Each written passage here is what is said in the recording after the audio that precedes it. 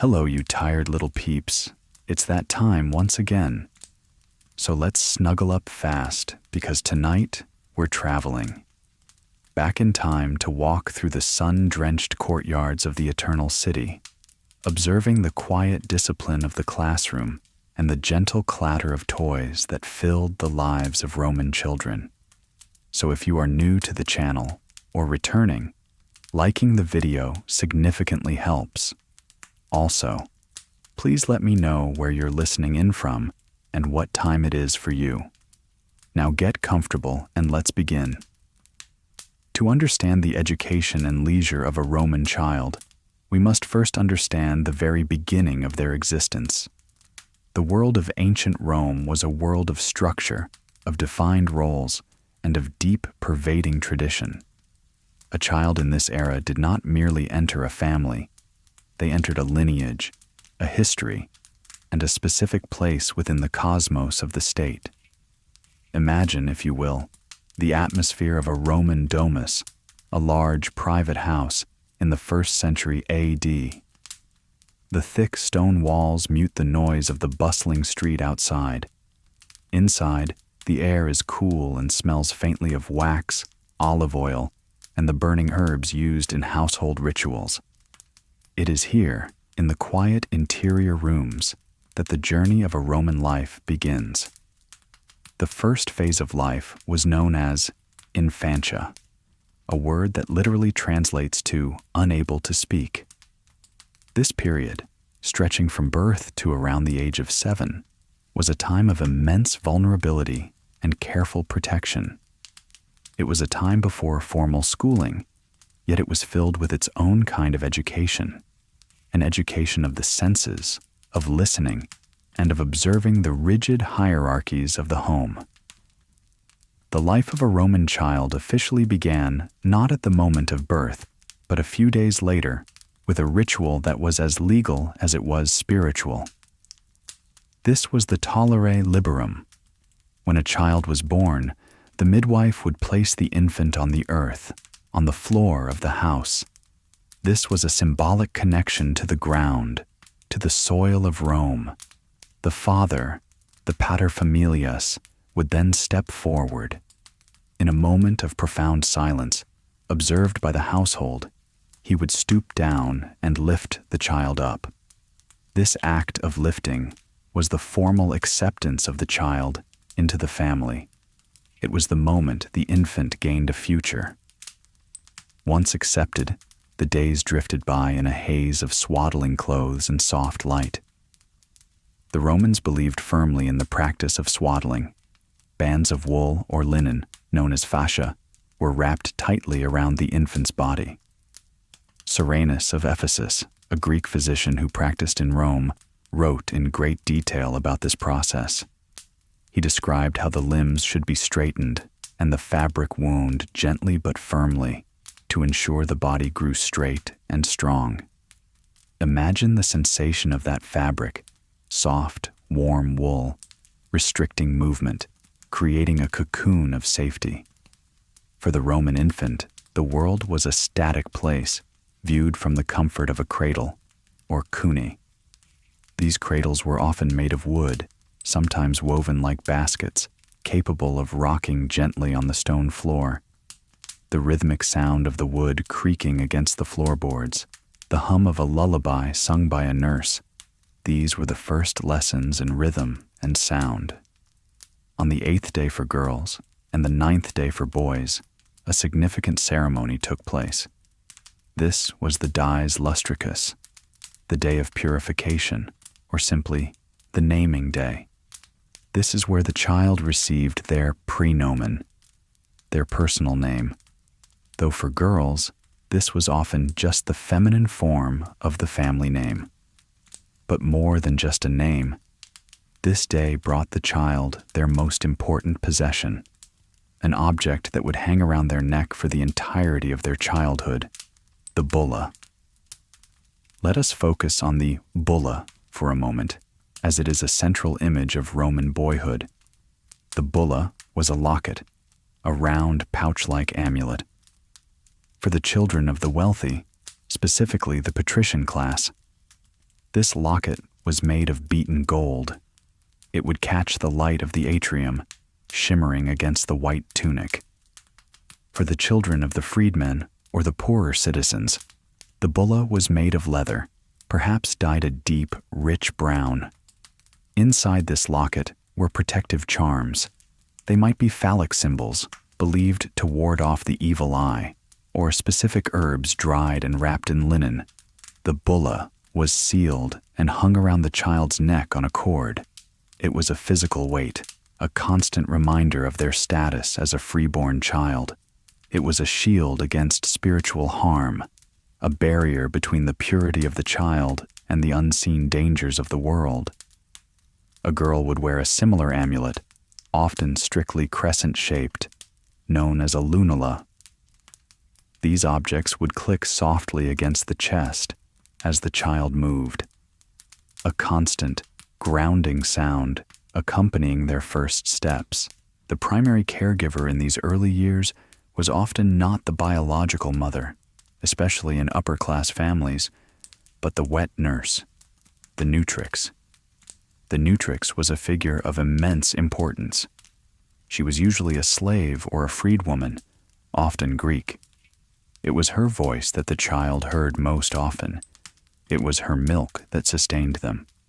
And it was her language that often formed the foundation of the child's speech.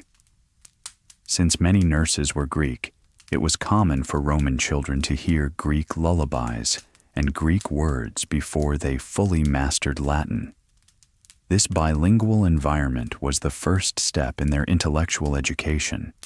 They absorbed the cadence of two languages as they lay in their cradles, watching the shadows of the peristyle garden shift with the passing sun. As the months turned into years and the swaddling bands were removed, the child began to explore the physical space of the home. The floors of a Roman house were often decorated with mosaics, tiny tesserae of black and white stone arranged in geometric patterns or depicting scenes of mythology. Imagine a toddler, unsteady on their feet, tracing the outline of a dolphin or a triton on the floor with a small finger. The cold smoothness of the stone, the contrast of the colors. The house itself was a picture book, rigid and enduring. The toys of this early period were simple, crafted from the materials at hand. We have found, in archaeological excavations, small rattles made of pottery. These were called crepundia. Some were shaped like animals, pigs, dogs, or birds. Inside the hollow clay body, a small pebble or dried seed would rattle. Shake, rattle, silence. Shake, rattle, silence. This simple interaction taught cause and effect. The sound was not sharp or electronic like modern toys, but dull, earthy, and organic. There were also dolls, made of rags or bone for the poor, and of ivory or articulated wood for the rich. Some of these dolls had movable limbs, allowing the child to mimic the postures of the adults they observed. But the most pervasive element of these early years was the presence of the pedagogus. As the boy grew out of mere infancy, he was often assigned a male guardian, separate from the nurse. The pedagogus was almost always a trusted slave, often an older man, frequently Greek-educated. He was not exactly a teacher in the formal sense, but a companion, a guardian of morals, and a shadow. He walked with the child, ate with the child, and watched over the child's play. He carried the child's gear if they went out. He was the first authority figure outside of the parents. His job was to ensure the child walked modestly, spoke correctly, and did not interact with unsavory characters. The relationship between a boy and his pedagogus could be stern, but it was often deeply affectionate, lasting well into adulthood. In the quiet afternoons, when the Roman sun forced the city into a siesta, the child would sit in the shade of the portico. The pedagogus might tell stories, not read them, but recite them. Stories of Aeneas fleeing burning Troy, stories of Romulus and Remus suckled by the wolf, These were not just fairy tales, they were the cultural bedrock of Rome. The child absorbed the idea of pietas, duty, gravitas, seriousness, and dignitas, reputation, through these oral histories, long before they ever saw a written letter. The atmosphere of the early years was one of preparation. The child was a small citizen in waiting. The bulla around their neck, the presence of the pedagogus at their side, the stories of ancestors whispering in the halls, everything was designed to mold the raw material of a human life into a Roman shape. As the age of 7 approached, the carefree days of infantia began to wane. The ability to speak was now fully formed. The mind was ready for heavier burdens than a clay rattle. The world of play was about to intersect with the rigorous world of formal instruction. But before we step into the classroom, we must look at the transition, the games that bridge the gap between toddlerhood and the discipline of the stylus. The kingdom of dust and walnuts.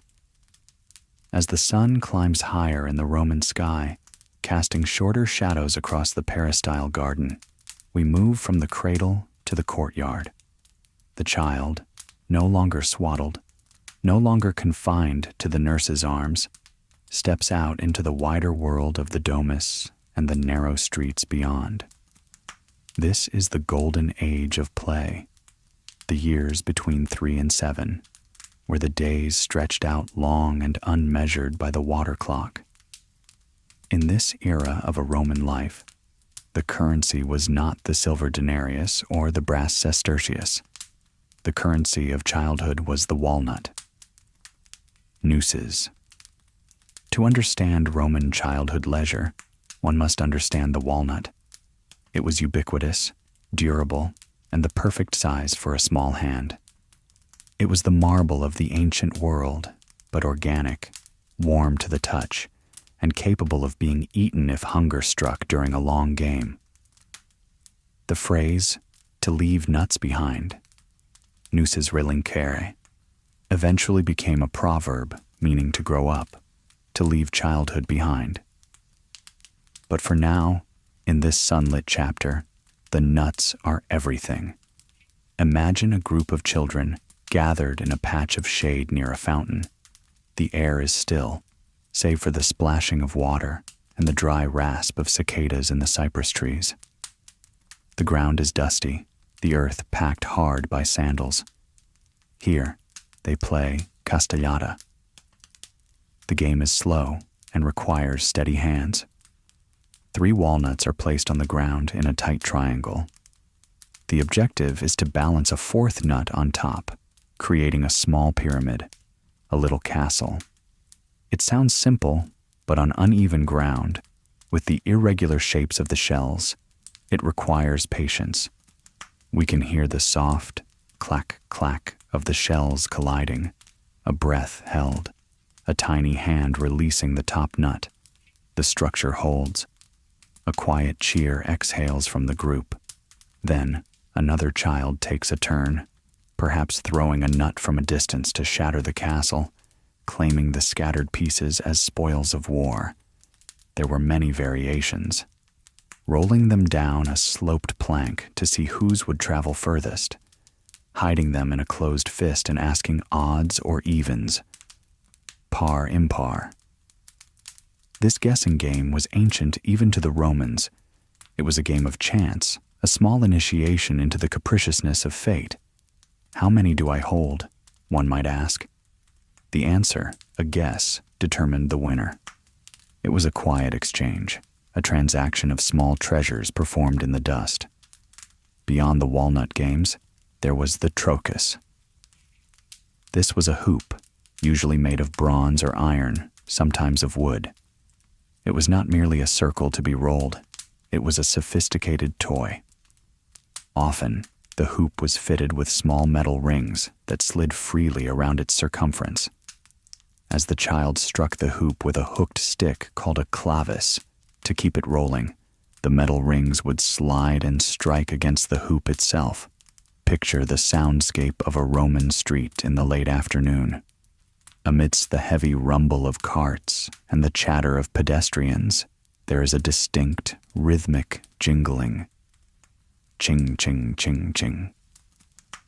It is the sound of the trochus rolling over the paving stones. The child runs beside it, focused entirely on the momentum, guiding the metal circle around corners and over ruts.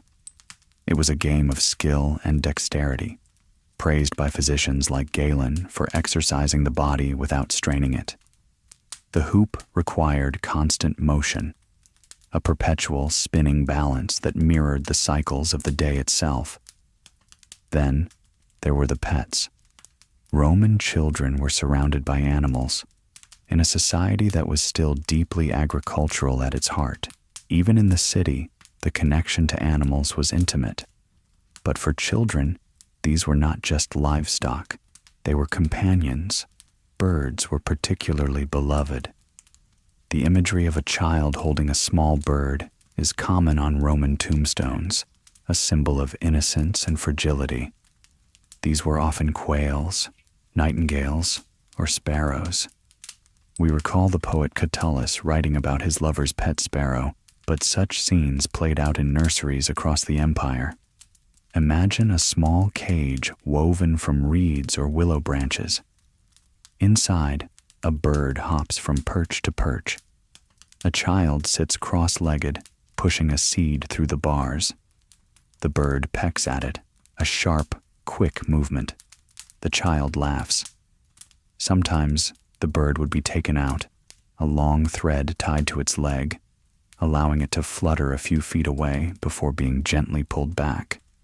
It was a lesson in control and tethering, a mimicry of how the adult world tethered its citizens. Dogs, too, were constant companions. The Melitaean lapdog, a small, fluffy breed similar to a modern Maltese or Spitz, was a favorite among the wealthy. These dogs were not the working hounds of the farm or the guard dogs of the vestibule. They were soft, warm, and lived indoors. They slept on the beds of children, providing warmth in the cool winter nights. A child burying their face in the fur of a dog, smelling the earthy scent of the animal, feeling the rapid beat of its heart. This was a universal comfort, transcending the centuries. But play was not just about objects. It was about imitation. The Romans called this imitation.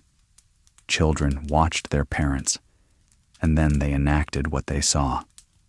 In the Roman world, public life was theater, the courts, the forum, the religious processions.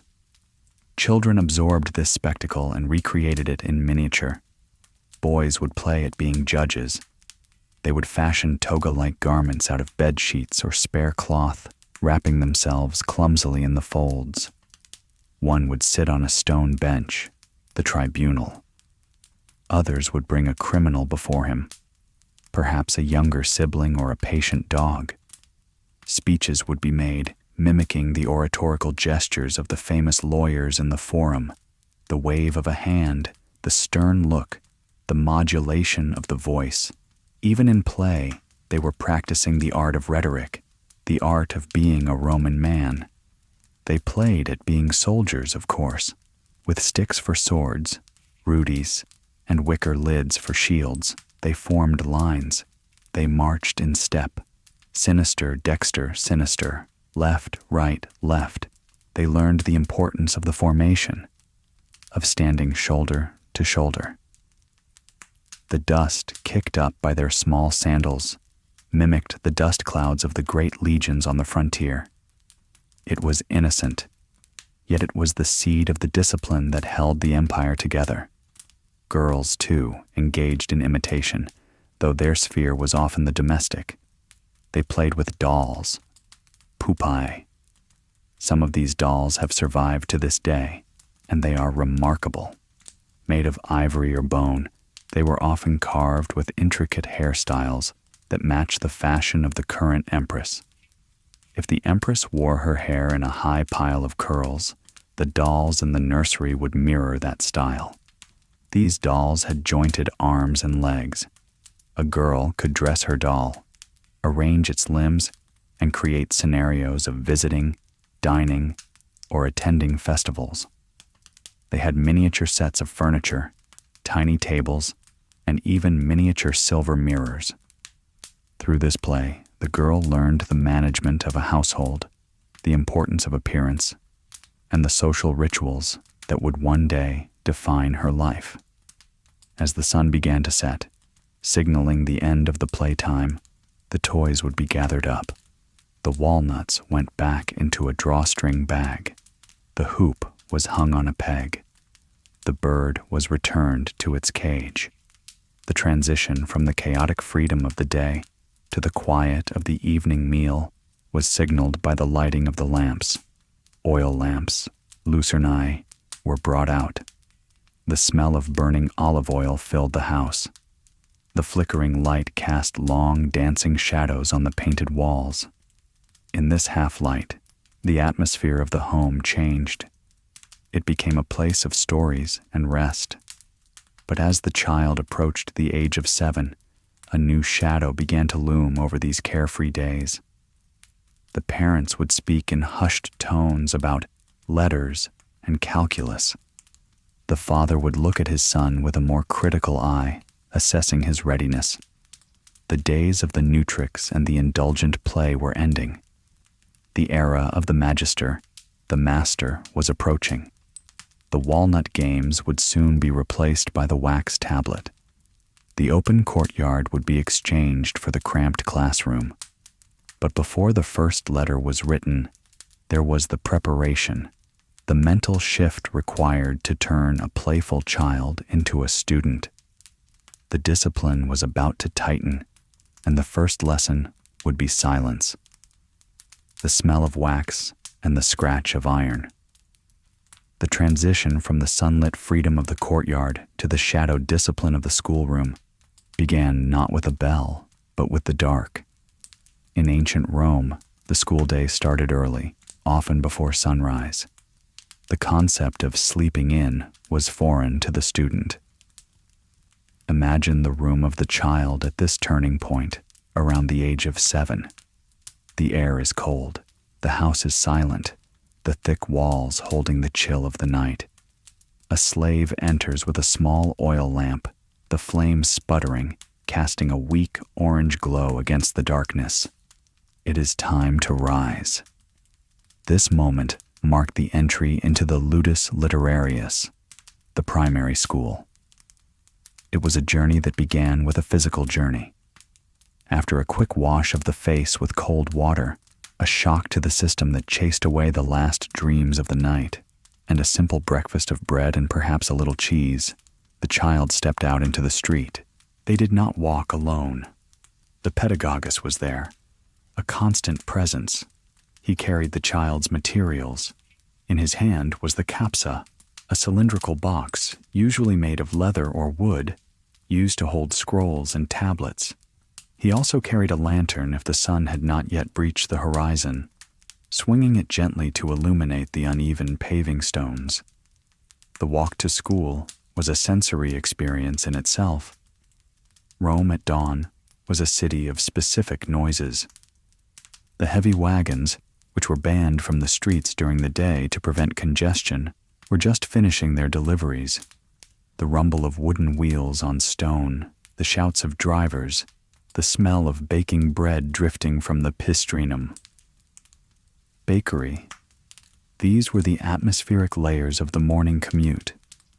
The school itself was rarely a dedicated building. There were no grand halls of learning for the young, no manicured campuses. The ludus was typically located in a pergola, a sort of lean-to or gallery attached to a public building, or simply a rented shopfront open to the street. Sometimes it was just a corner of a forum, separated from the bustle of the market, only by a simple curtain, a vellum. This curtain was important.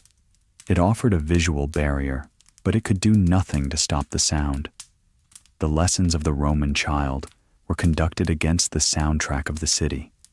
The hammering of a blacksmith, the bartering of merchants, the marching of feet. Concentration in such an environment was the first and hardest lesson. Inside the pergola, the furniture was sparse. There were no desks. The students sat on simple backless stools called subsellia. They held their work on their knees. The teacher, the ludi magister, sat on a chair with a back, known as a cathedra, raised on a dais to give him a vantage point over his small charges. The magister was often a man of low social status, frequently a freedman who relied on the small fees paid by parents to survive. His life was hard, and his patience was often short. But let us look down at the object resting on the child's knees. This object is the centerpiece of Roman education, the wax tablet, the tabula. The tabula was a rectangular frame of wood, sometimes maple or citrus wood, with a recessed center. This hollowed-out area was filled with beeswax. The wax was usually black or dark green, darkened with soot or dye to provide a high contrast for the writing. Smell the tablet.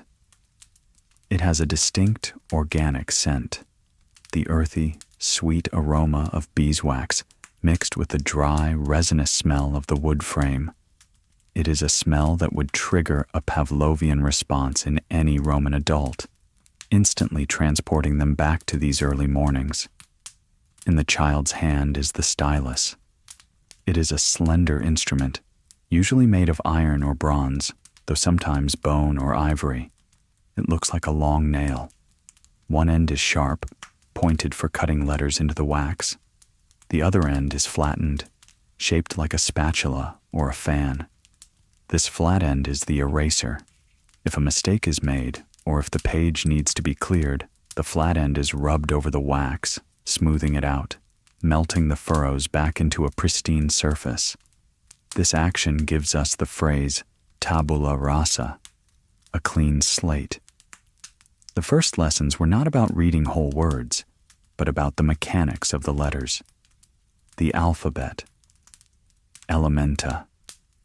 The teacher did not write on a blackboard. He would come to the student. He would take the child's hand in his own. The child's fingers would grip the stylus, often too tightly, knuckles white with effort. The teacher's larger, rougher hand would cover the small one. Together, they would press the sharp point into the black wax. Scratch. A vertical line. The letter I. Scratch. Drag. Lift. The letter L. The sensation was tactile. The resistance of the wax against the metal point. The tiny curls of displaced wax piling up at the edges of the incision. The child had to learn the pressure required. Too light, and the letter was invisible. Too heavy, and the stylus would snag in the wood beneath the wax. For hours, the class would chant the letters. A, B, C. The sound of 20 young voices reciting in unison, droning on like a hive of bees, was a staple of the Roman streetscape. They learned the shapes before they knew the names, and the names before they knew the order. It was a system of rote memorization, of drilling the mind until the information was etched as deeply into the memory as the letters were in the wax. Sometimes the teacher would carve the letters into a wooden board deeply, and the child would have to trace them, running the stylus through the pre-cut grooves. This was to train the muscle memory of the hand, to force the fingers to understand the curvature of a D or the sharp angles of an M. There was no paper for these early drafts. Papyrus was expensive, imported from Egypt, and reserved for finished books or important documents. The wax tablet was the workhorse. It was reusable, day after day. A student might write a line of Virgil in the morning, smooth it out at lunch, and write a multiplication table in the afternoon. The impermanence of the writing meant that mistakes were easily hidden, but it also meant that nothing was kept. The work existed only for the moment of the lesson. The atmosphere in the ludus was serious. The Romans believed that education required discipline, and discipline often meant physical correction. The ferula, A cane made from the giant fennel stalk was a standard tool of the magister. It was used to strike the hand that wrote poorly, or the back that slouched. The fear of the ferula was a potent motivator. The poet Martial later wrote of the sad cane of the schoolmaster, a sound that punctuated the morning air alongside the chanting of the alphabet. But there were moments of quiet focus too. Imagine the room settling into a rhythm. The teacher has finished his rounds. The students are bent over their subcellia. The only sounds are the scratching of 20 styluses on 20 tablets, a sound like mice in the walls. Scritch, scratch, smooth. Scritch, scratch, smooth. Dust motes dance in the shaft of light coming through the open front of the shop. The noise of the street, a passing troop of soldiers, a vendor selling sausages, fades into a background hum. The child's world narrows down to the black rectangle of wax and the silver point of the iron. They are copying a proverb, a sententia. Perhaps it is labor omnia vincit, work conquers all, or festina lente, make haste slowly. They write it, smooth it out, and write it again. The smell of the wax grows stronger as the room warms up. The stylus becomes slippery in a sweaty palm. This was the grind of the ludus. It was not about creative expression. It was not about finding oneself. It was about acquiring the tools of civilization, the ability to encode speech into symbols, to turn the breath of a word into the permanence of a mark. As the morning wore on, the sun would move, shifting the shadows in the small room. The hunger from the light breakfast would return. The mental fatigue of intense concentration would set in. The child would look longingly at the curtain, waiting for the signal that the session was over, waiting to step back out into the bright, noisy, chaotic, and wonderful city, leaving the smell of wax behind for a few hours. But the education was just beginning. The letters were merely the bricks. Soon they would have to learn to build with them. They would have to learn to read not just the scratchings on a tablet, but the complex, unspaced streams of text on a scroll. And for that, they would need to learn a new kind of seeing. The river of letters and the clicking stones. The stylus rests. The wax has been smoothed over one last time, the black surface returning to a glossy, silent void. The morning light has shifted, cutting a sharper angle across the dusty floor of the pergola. The air is warmer now, the chill of dawn replaced by the rising heat of the Roman day. It is time to move from the scratching of the hand to the labor of the eye. It is time to read. To the modern eye, a Roman book would be a nightmare of illegibility. Today, we rely on spaces. We rely on punctuation. A period tells us to stop. A comma tells us to pause. A question mark changes the inflection of our voice. We take these visual cues for granted, like the air we breathe. But the Roman child faced a very different landscape. The teacher opens a volumen, a scroll.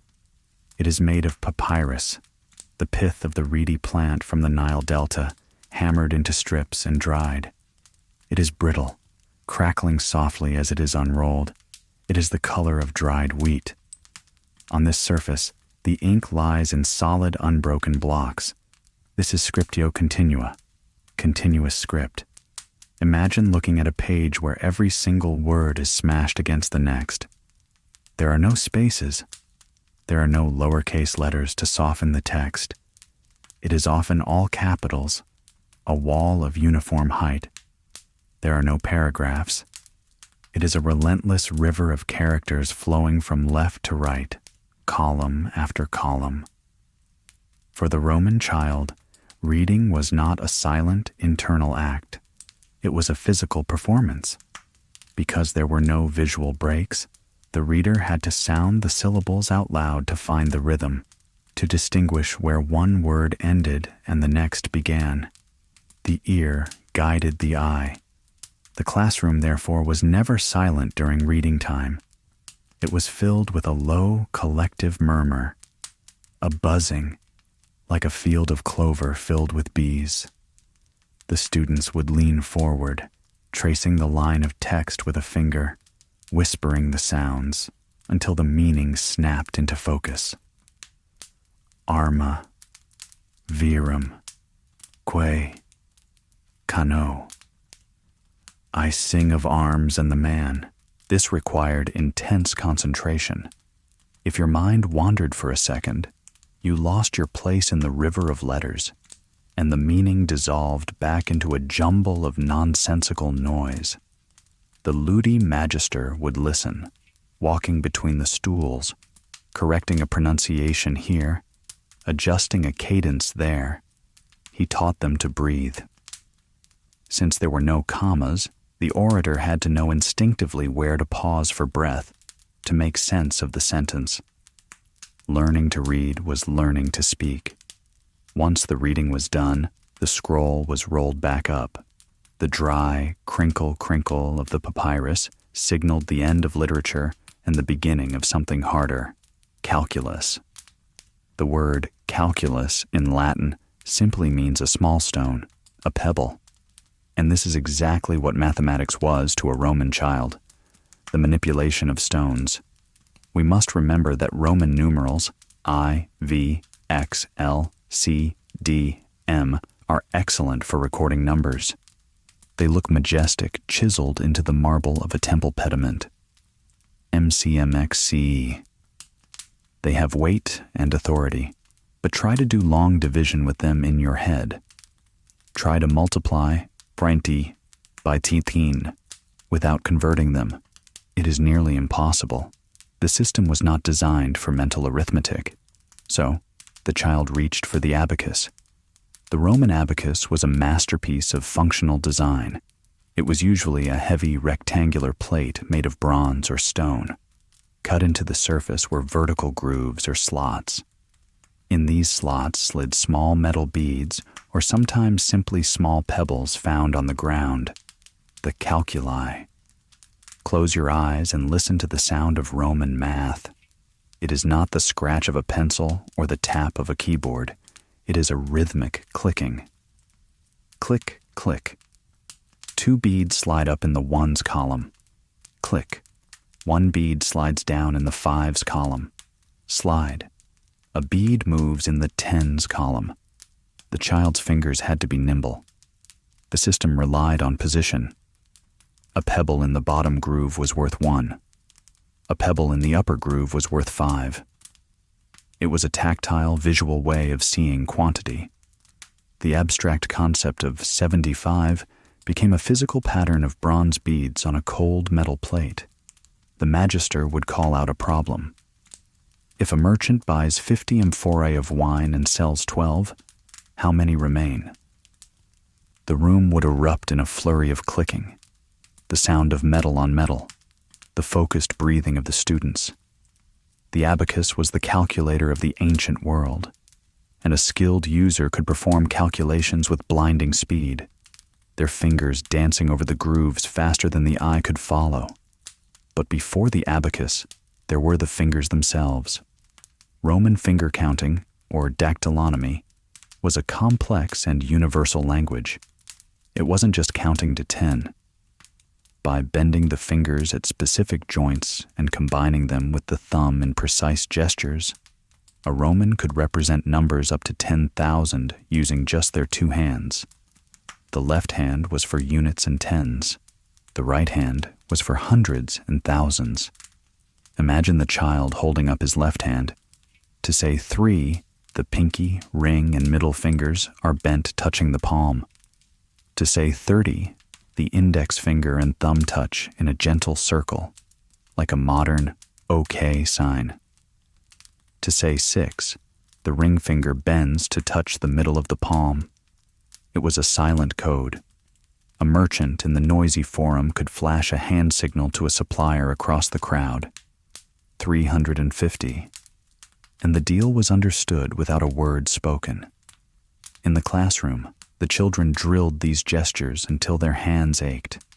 They had to learn to hold a number on the left hand while calculating with the right, literally holding the memory of the math in their muscles.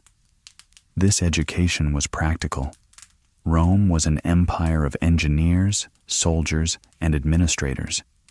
They needed men who could count bricks for a wall, rations for a legion, or taxes for a province. They did not study abstract number theory. They studied the weight of grain and the volume of oil. The air in the pergola is now thick with the smell of unwashed bodies and dust. The sun is high. The noise from the street has reached its peak volume. The shouting of the hawkers, the braying of donkeys, the clanking of metal. The students are shifting on their backless stools. Legs are numb. Stomachs are growling. The Roman school day typically broke for a midday meal, the prandium. It was not a long summer vacation. It was just a pause in the day's labor. But for the child, it was a moment of salvation. The magister sees the sun hitting a specific mark on the floor, or perhaps he hears the public water clock nearby chime the hour. He claps his hands. The dust flies. The abacus is cleared, the beads sliding back to zero with a final clatter. The scrolls are placed back into the cylindrical capsa. Dissedite, he says. Dismissed. The tension breaks. The children spill out of the shadowed shop and into the blinding brightness of the street. The transition is jarring. The world is suddenly loud and colorful again. They blink, adjusting to the light. The pedagogue steps forward to claim his charge, taking the heavy box of supplies. They walk home for lunch. The morning session, the time of serious mental exertion, is over. But the day is not done. The afternoon will bring different lessons, perhaps physical, perhaps moral. But for now, there is the promise of food, bread, figs, perhaps some cold meat left over from dinner. As they walk, the child might unconsciously move his fingers, forming the number 6 or 50 against his tunic, the muscle memory of the arithmetic lesson still twitching in his hand. The city of Rome opens up around them, a vast, living classroom where every building and every statue has a lesson to teach. But let us follow them home, to the Domus, to see what sustenance fuels the Roman student, and to explore the brief respite of the midday hour before the education continues. The bread, the wool, and the noon silence. The sun has now reached its zenith. The shadows, which were long and stretching in the morning, have retracted into tight pools of darkness beneath the columns and carts. The heat of the Mediterranean noon, the Merides, presses down on the city of Rome. It is a heavy, blanket-like heat that softens the asphalt on the roads and sends the stray cats scurrying for the shade of the aqueducts. The walk home from the ludus is shorter now, or at least it feels that way. The urgency of the morning commute is gone. The pedagogus and the boy walk at a measured pace. They pass the thermopolia, the ancient snack bars, which are now doing a brisk trade. The smell of hot chickpea stew and mulled wine wafts out from the terracotta counters, mixing with the scent of sun-baked stone. Entering the Domus from the glaring street is like stepping into a cool cave. The transition is physical. The eyes dilate in the dim light of the atrium. The noise of the city is cut off by the heavy wooden doors. Here, the air is still. The water in the impluvium, the shallow pool in the center of the hall, reflects the square patch of blue sky above, motionless as a sheet of glass. It is time for prandium. To call prandium a lunch is to perhaps overstate it by modern standards. It was not a heavy meal. The Romans saved their gluttony for the evening. Prandium was a refueling stop. It was often eaten cold, standing up, or sitting casually on the edge of a couch, rather than reclining formally in the triclinium. The boy washes his hands in a bowl of water offered by a slave. The water is cool, perhaps scented with a crushed lemon leaf. Then he takes his food. Imagine the texture of Roman bread, panis. It was not the soft, white, air-filled slices of today. It was dense. It had a crust that required effort to tear. It was sourdough, fermented and chewy, smelling of yeast and stone-ground flour. For a growing boy, this bread was the staff of life. He might dip it into a little olive oil, golden and grassy, or rub a clove of garlic on the crust for flavor. Accompanying the bread was caseus, cheese. It might be a fresh, soft sheep's milk cheese, similar to ricotta, or a harder smoked cheese from the Alpine provinces that had to be sliced with a knife. There would be figs, sticky, sweet, and full of seeds that crunched between the teeth. Perhaps some olives, wrinkled and brine-cured, glistening in a small clay bowl. There was rarely meat at this hour, unless it was cold leftovers from the previous night's dinner, a slice of pork roast or a sausage. The drink was water, or posca, a mixture of water and wine vinegar, surprisingly refreshing in the heat, or perhaps a very watered-down wine. The meal is eaten in relative silence. The house is winding down. The slaves are moving quietly, preparing for the afternoon rest.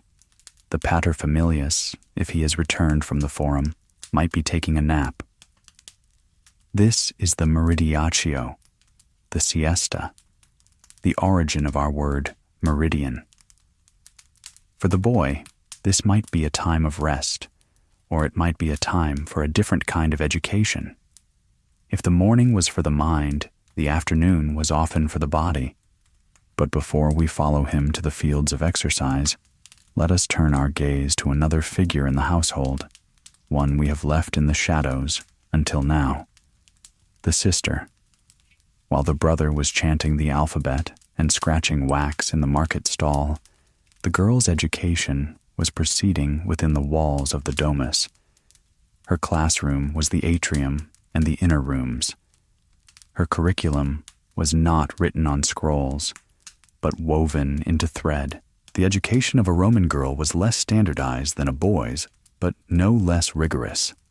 Some girls, particularly from the aristocracy, did learn to read and write. They had tutors, often the same Greek slaves who taught the boys. We know from letters and graffiti that Roman women were literate and cultured, but their primary education was focused on the domestic arts, specifically lanificium, working with wool. This was not merely a chore, it was a moral imperative. The image of the ideal Roman woman was one who stayed at home and spun wool.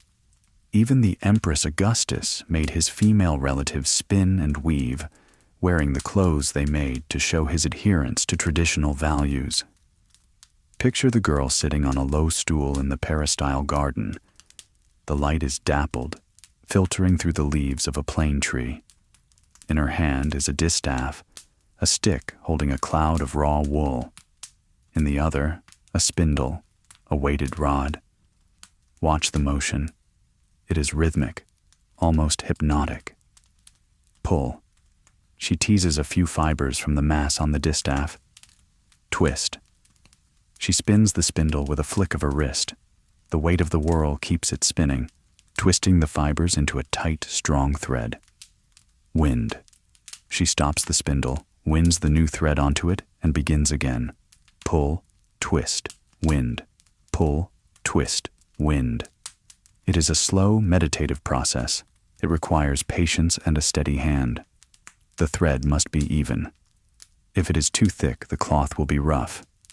If it is too thin, it will break. For hours, she practices this art. The soft whir of the spindle spinning against her thigh is the soundtrack of her afternoon. She learns to identify the quality of the wool.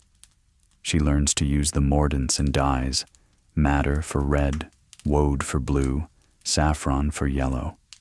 She learns to set up the great vertical loom, standing before it, weaving the weft through the warp, beating the threads down with a wooden comb. Thwack, thwack. The beat of the loom is the heartbeat of the Roman home. But her education is not just manual, it is managerial. She is watching her mother.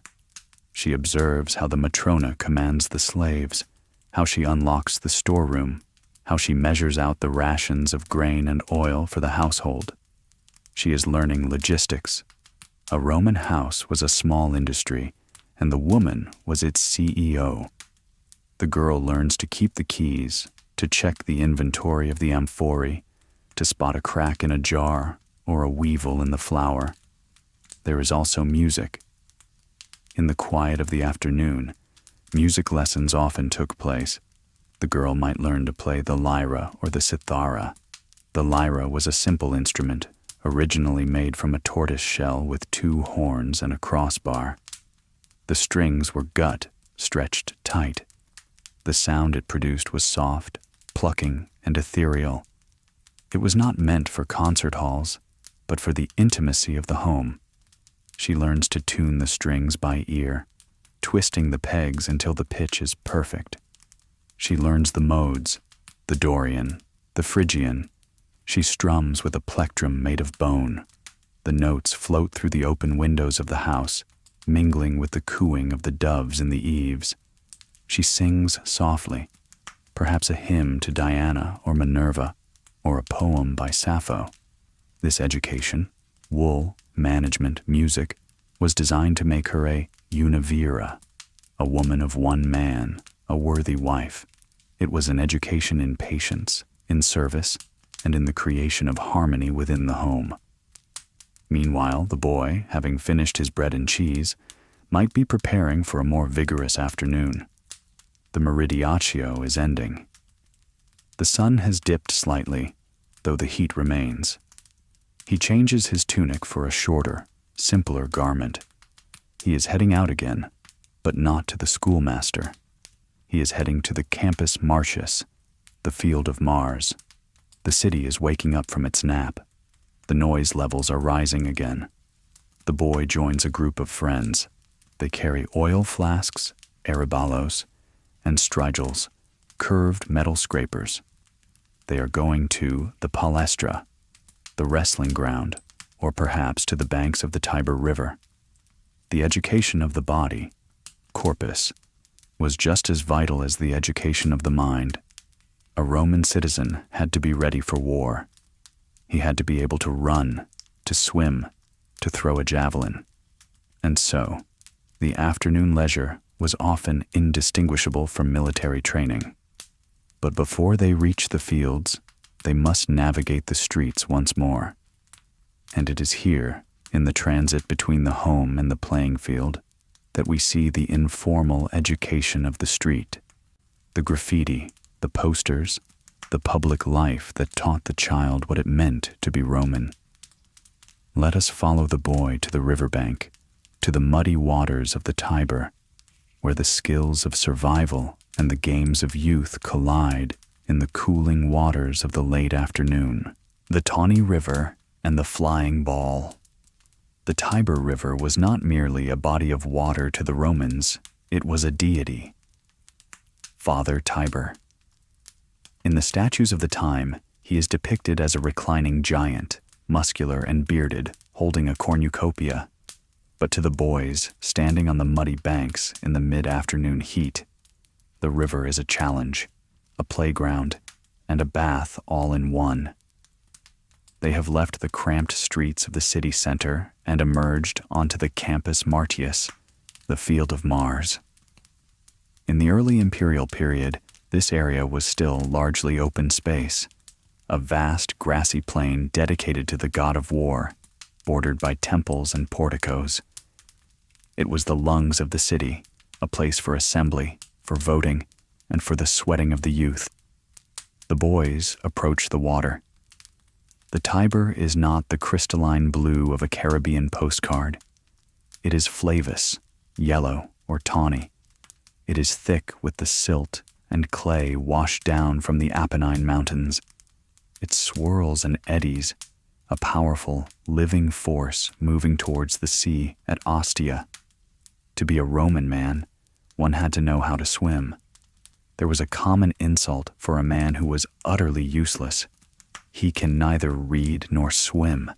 Nec litteras nec natare sit. Swimming was not a hobby, it was a martial skill.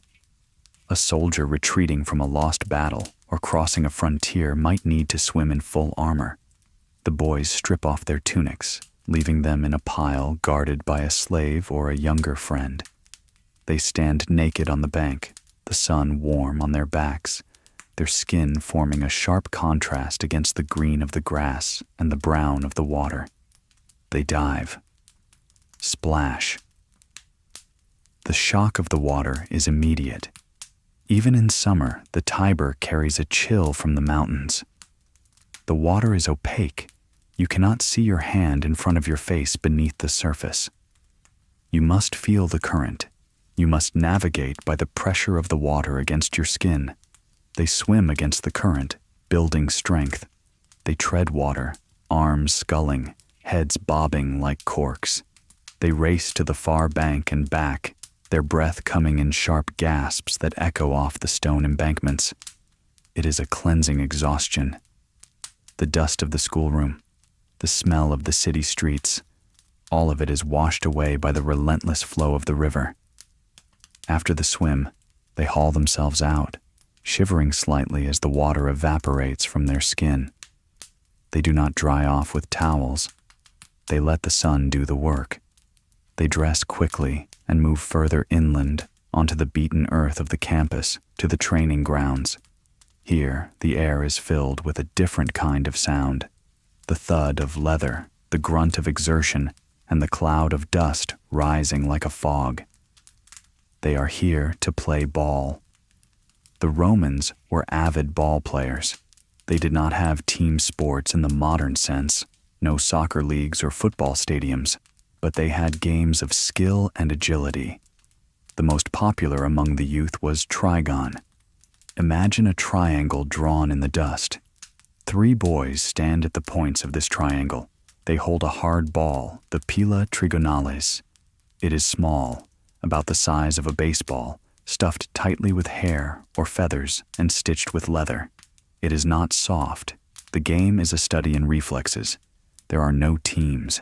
Every player is for himself, yet they must work together to keep the rhythm. Throw, catch, throw, catch. The ball flies fast. The unspoken rule is to throw it when the opponent is least expecting it, perhaps just as they are adjusting their stance or wiping sweat from their brow.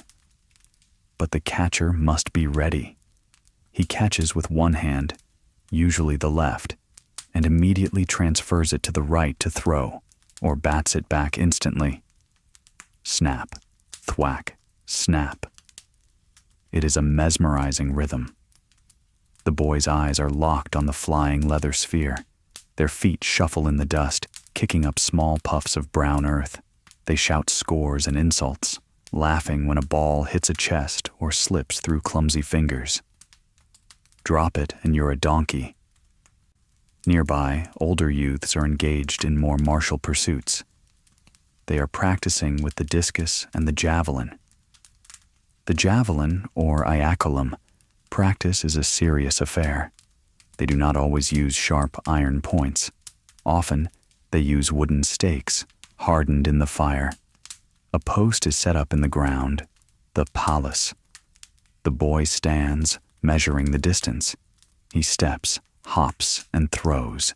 The wood sings through the air. Whish! Thunk! It strikes the wooden post, vibrating. The instructor, perhaps an old veteran with a scar on his leg, nods or barks a correction. Use your hips. You throw like a girl weaving wool. The boy retrieves the javelin, walks back, and tries again. Step, hop, throw, over and over. The repetition is soothing in its monotony. There is wrestling, lactatio. Before they begin, the boys rub their bodies with oil, cheap green olive oil. Then they rub dust onto the oil. This seems counterintuitive to us. Why get dirty to get clean? But the dust provided a grip. Without it, two oiled bodies would simply slide off each other like eels. The mixture of oil, sweat, and dust created a layer of mud on the skin, a badge of honor for the athlete. They grapple, they lock arms, they push, forehead against forehead, testing the strength of the neck and the back. They try to trip each other, to force the opponent's shoulders to the ground. It is not a fight. There is no anger. It is a geometric puzzle of leverage and balance, solved with the body. The sounds of the Campus Martius are a drone of physical life. The heavy breathing, the scuffing of sandals, the distant cheers of a crowd watching a particularly good match. Above them, the sky is a piercing, cloudless blue. The heat radiates up from the ground, creating shimmering mirages in the distance. As the afternoon wears on, the shadows of the great monuments, the mausoleum of Augustus, the theater of Pompey, begin to stretch across the playing fields. The energy of the boys begins to flag. The sprints become slower. The throws become less accurate. The mixture of sweat, oil, and dust on their skin is now thick and uncomfortable. It itches. The adrenaline of the games is fading, replaced by a heavy, pleasant fatigue. The muscles in their arms ache from the swimming and the throwing. Their legs feel heavy. It is the 8th hour, or perhaps the 9th hour of the day, around 2 or 3 p.m. In the Roman schedule, the time for work and the time for exercise is ending. The city is shifting gears again. The noise of commerce is dying down, and the noise of leisure is beginning. The boys look at each other. They are filthy. They are tired. They are thirsty. To the baths? One asks. To the baths, the others agree. They gather their tunics, their strigils, and their oil flasks. They leave the open expanse of the field of Mars, walking back towards the denser grid of the city streets. They are walking towards the thermae, the great public bathhouses. This is the reward for the day's labor. The schoolroom cramped the mind. The playing field stretched the body. Now, the baths will soothe the soul. But the bathhouse is not just a place to wash. It is a world unto itself, a cathedral of water and steam, where the next phase of their daily life and their education in society will take place.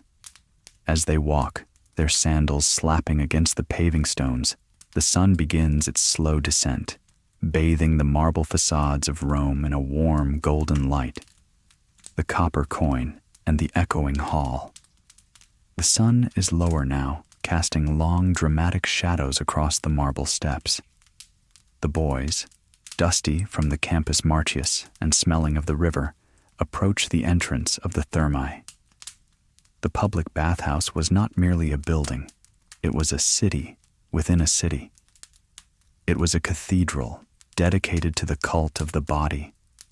From the outside, it was a fortress of brick and concrete, faced with stucco or marble, rising high above the surrounding tenements. Smoke drifted lazily from the furnaces at the back, a constant reminder of the fires burning deep underground to keep this vast machine alive. They reach the entrance. Here, a balneator, the bathkeeper, sits at a small table or booth. The entry fee is nominal, a quadrans. This was the smallest Roman coin, a tiny piece of bronze. It was said to be the price of a bath. For children, it was often free. Imagine the sound of the coin drop. Clink. A tiny sound that grants access to a palace. Passing through the heavy doors, the noise of the street, the carts, the hawkers, the barking dogs, is instantly replaced by a new cavernous acoustic. The interior of the baths is vast. The ceilings soar 50, maybe 60 feet overhead, vaulted and coffered, painted with stars or rosettes. The walls are clad in veneer of colored marble. green serpentine from Sparta, yellow marble from Numidia, red porphyry from Egypt. The sound inside is a wash of white noise. It is the sound of hundreds of voices echoing off hard stone surfaces. The splash of water, the slap of massage, the click of sandals. It is a humid, reverberating hum that wraps around you like a warm towel. The first stop is the apoditirium, the changing room. This room is rectangular, lined on both sides with stone benches. Above the benches are rows of niches, square cubbyholes set into the wall. These are the lockers of the ancient world. There are no doors, no combination locks, just an open stone shelf. The air here is thick. It smells of unwashed bodies, of old wool, of leather sandals, and the faint underlying scent of sulfur and wood smoke. It is the smell of humanity in transition. The boys find a space on the bench. It is crowded. A wealthy man is being undressed by his slaves, who fold his toga with reverent care. A soldier is unbuckling his belt, the heavy leather groaning.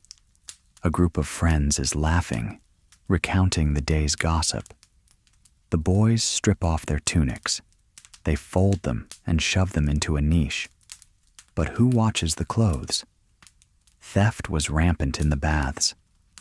The Furies Balneari, bath thieves, were a constant plague.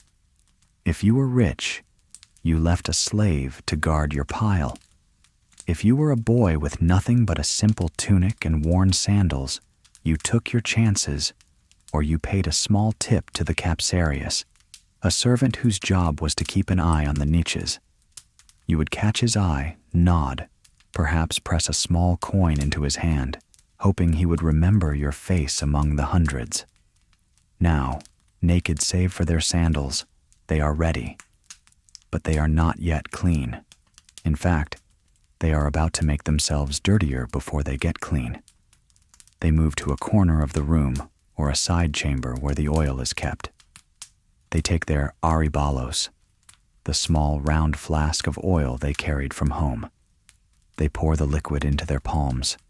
It is thick green gold olive oil. They rub it into their skin. They cover their arms, their legs, their chests. The oil mixes with the dust from the wrestling ground, turning into a dark, slick paste. It feels heavy and warm. This was the soap of the ancient world. The oil bound to the dirt and sweat, lifting it from the pores. Then comes the strigil. The strigil is a curved metal tool, usually bronze or iron, shaped like a sickle but with a blunt, rounded edge. It has a handle that fits the grip perfectly. Listen to the sound of the strigil. Scrape. The metal edge is pressed against the oiled skin. It is pulled down the arm in a long, smooth stroke. Scrape. Slough. Flick. The mixture of oil, dirt, and dead skin, known as strigmentum, accumulates in the curve of the blade. With a flick of the wrist, the boy flings the gunk onto the floor, where slaves will later wash it away, or wipes it off with a rag. It is a sensation of intense exfoliation. The metal is hard, but the oil makes it glide. They scrape their shins, their backs, often asking a friend to help, their chests. The skin underneath emerges pink and glowing, stimulated by the friction. This ritual, the scraping, was so defining of the bath experience that the image of an athlete using a strigil was one of the most common motifs in Roman art.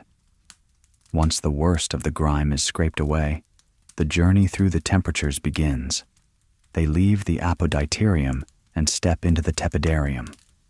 The transition is subtle but profound. The tepidarium is the warm room. There are no pools here usually. It is a room for acclimatization. The air is warm, perhaps 35 to 40 degrees Celsius, 95 to 100 degrees Fahrenheit. It is comfortable, soothing. The boys sit on a marble bench. The warmth seeps into their bones. But the true engineering marvel is beneath their feet.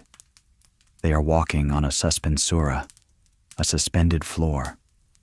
Below the marble slabs they stand on, there is a hollow space. Pillars of brick stack up to support the floor. In that hollow space, hot air and smoke from the furnaces circulate constantly. The floor is warm to the touch, not burning, but radiating a gentle, upward heat. The walls, too, are hollow, lined with rectangular clay tubes called tubuli, which carry the hot air up to the roof vents. The entire room is a radiant heater. Here, the boys sit and talk.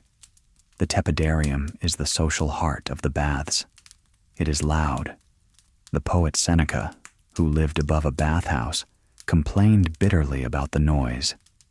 He wrote of the skinny dipper plunging into the pool with a resounding splash, the sausage seller, the confectioner, and the hired hair plucker who would shout to advertise his services.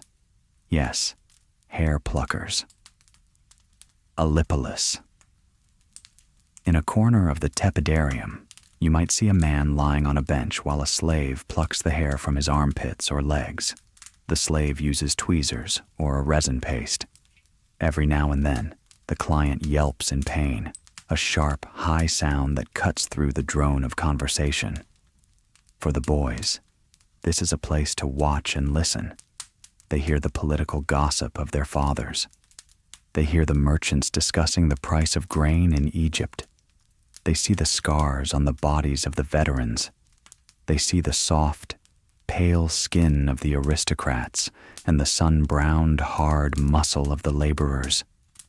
In the naked democracy of the bathhouse, all men are physically equal, stripped of the toga that defines their rank, yet the social hierarchy remains in the way they speak, the way they sit, the way they are attended.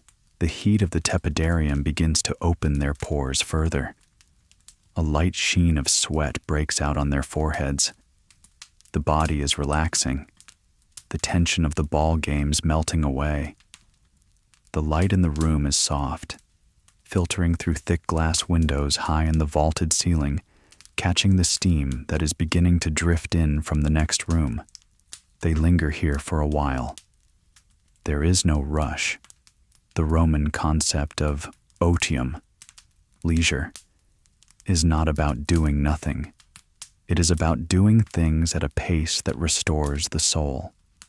They are preparing their bodies for the next shock, the heart of the bathhouse, the place of intense heat and billowing steam.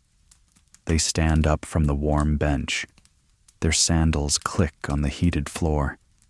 They move towards a large doorway where a heavy curtain hangs, damp and heavy with moisture. Steam curls around the edges of the fabric. They push the curtain aside.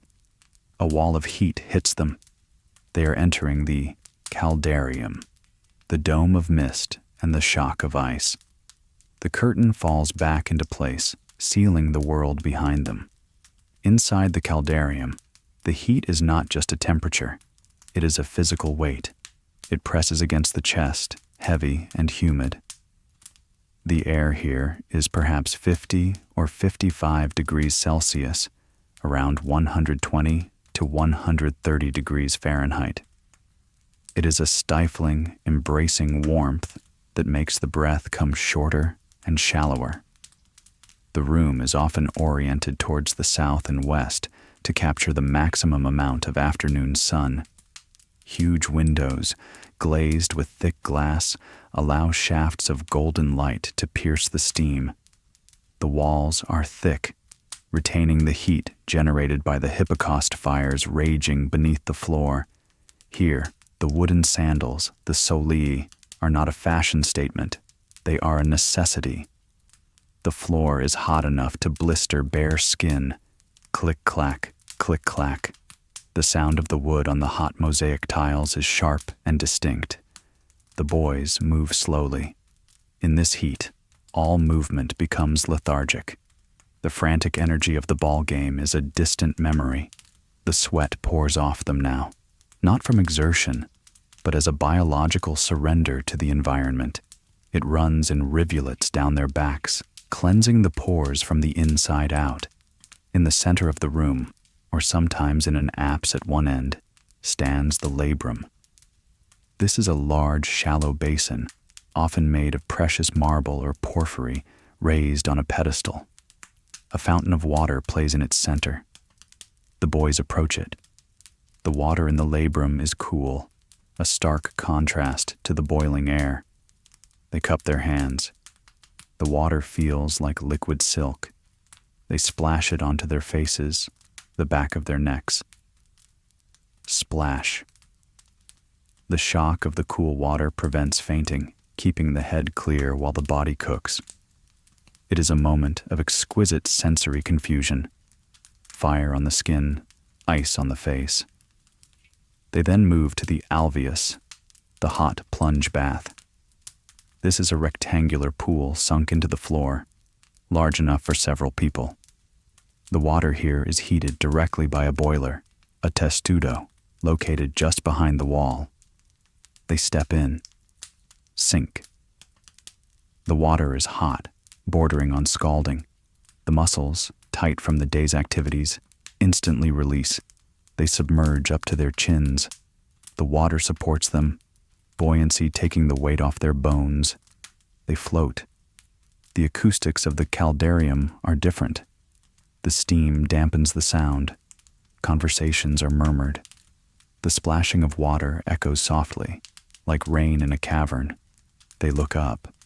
Above them soars a dome, perhaps with an oculus, a round opening in the center, allowing a beam of pure light to fall onto the steaming water. They watch the steam rise, swirling in the light, drifting up towards the ceiling where droplets condense and run down the curved plaster in silent trails. Time seems to stop here. There is no past, no future, only the sensation of heat and water. It is a womb-like state, a return to a primal comfort. They stay until their fingertips are wrinkled, until the heat feels like it has penetrated to the very marrow of their bones. The toxins of the city, the lead dust, the smoke, the anxiety, are sweated out. Then, the transition begins. The cycle requires contrast. They climb out of the alveus, their bodies steaming, skin red as lobster shells. They put their sandals back on. They traverse the room, heading back towards the cooler zones. They pass quickly through the tepidarium again, using it only as a brief airlock to temper the shock. And then they enter the frigidarium, the cold room. The architecture here changes again. The frigidarium is often the grandest room in the complex. It is vast, with high groin vaults supported by massive columns of granite. The air is crisp, unheated. The walls are not warm, they are cold stone. But the centerpiece is the pool, the piscina. It is filled with unheated water, often piped directly from the aqueduct, water that has traveled from the snow-capped mountains. It is clear, blue, and unforgiving. The boys stand at the edge. The heat of the caldarium is still radiating from their bodies, creating a personal aura of warmth. But they know what must be done. It requires courage. They jump. Splash. The sensation is explosive. The cold is a physical blow. It slams into them, stealing the breath from their lungs. The pores, wide open from the steam, snap shut instantly. The blood, which had pooled at the surface of the skin, is driven deep into the core. The heart hammers. Thump, thump, thump. The mind clears instantly. Any lingering lethargy from the heat is shattered. They surface, gasping, their skin tingling with a sensation that is almost electric. It is agonizing and euphoric all at once. They scramble out of the pool, shivering uncontrollably for a moment. But then a glow returns. The body reacts to the cold by generating its own heat. They feel invincible. They feel cleaner than they have ever felt. Attendants, or perhaps their own slaves if they are wealthy, rush forward with thick towels, lintea. They are rubbed vigorously. The friction warms the skin. the shivering stops. Now, dried and glowing, they might choose to have a massage. A tractator would knead their muscles, working out the knots with scented oils, rose, iris, or saffron. The smell of the oil mixes with the clean, mineral scent of the water. They dress. The tunic goes back on, sliding easily over the clean, dry skin. The sandals are buckled. They step out of the bath complex. The sun has set.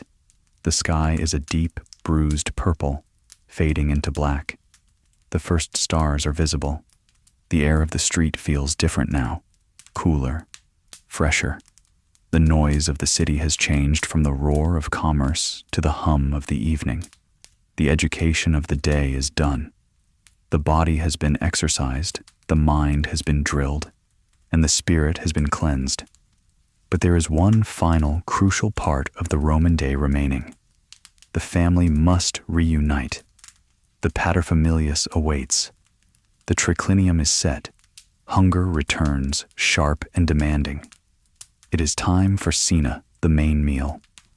It is time to go home and take their place at the table, where the hierarchy of the family is displayed in food and wine. They walk home, the wet hair cooling on their necks, listening to the sound of the city settling down for the night. The 3 couches and the shadow of the Father. The return to the domus is a return to order. The chaotic liberty of the streets and the communal nudity of the baths are left behind at the threshold. As the heavy wooden door closes, latching with a solid thud, the world contracts once more to the family unit. It is evening now. The sun has dipped below the horizon, and the twilight, the crepusculum, is fading fast. The house is transforming. The atrium, once a shaft of daylight, is now a cavern of shadows. But there is a warmth here, glowing from the heart of the home. The smell hits them first. It is the rich, savory scent of garum, the fermented fish sauce that seasoned almost every Roman dish, mingling with roasting meat, garlic, and the sweet, resinous aroma of burning wood. It is time for cena. The dining room, the triclinium, is the stage for the evening's performance. The name literally means 3 couches. In a wealthy home, 3 broad sofas were arranged in a U shape around a central table. The arrangement was not random. It was a map of social hierarchy. The paterfamilias, the father, took the place of honor. The guests, if there were any, were arranged by status. But what of the children? In the strict days of the Republic and the early Empire, children were not permitted to recline. Reclining was a posture of power, of adulthood, of luxury. To eat lying down required a certain grace, propping oneself on the left elbow, eating with the right hand, keeping the toga arranged just so. It was a skill one had to earn. So, the children sat. They sat on subcellia, simple stools or low benches placed in front of the couches of their parents. They were the audience to the adult conversation, close enough to be fed, but physically lower, reminding them of their station. They were, quite literally, at the feet of authority. The room is lit by lucerne, oil lamps. These are not the bright, steady lights of the modern world. They flicker. They smoke. They cast long, dancing shadows that make the painted faces on the frescoes seem to move. The eyes of a painted Medusa or a Bacchus seem to watch the meal. The light is amber, soft, and intimate, enclosing the family in a circle of visibility against the encroaching dark. The meal begins with a ritual.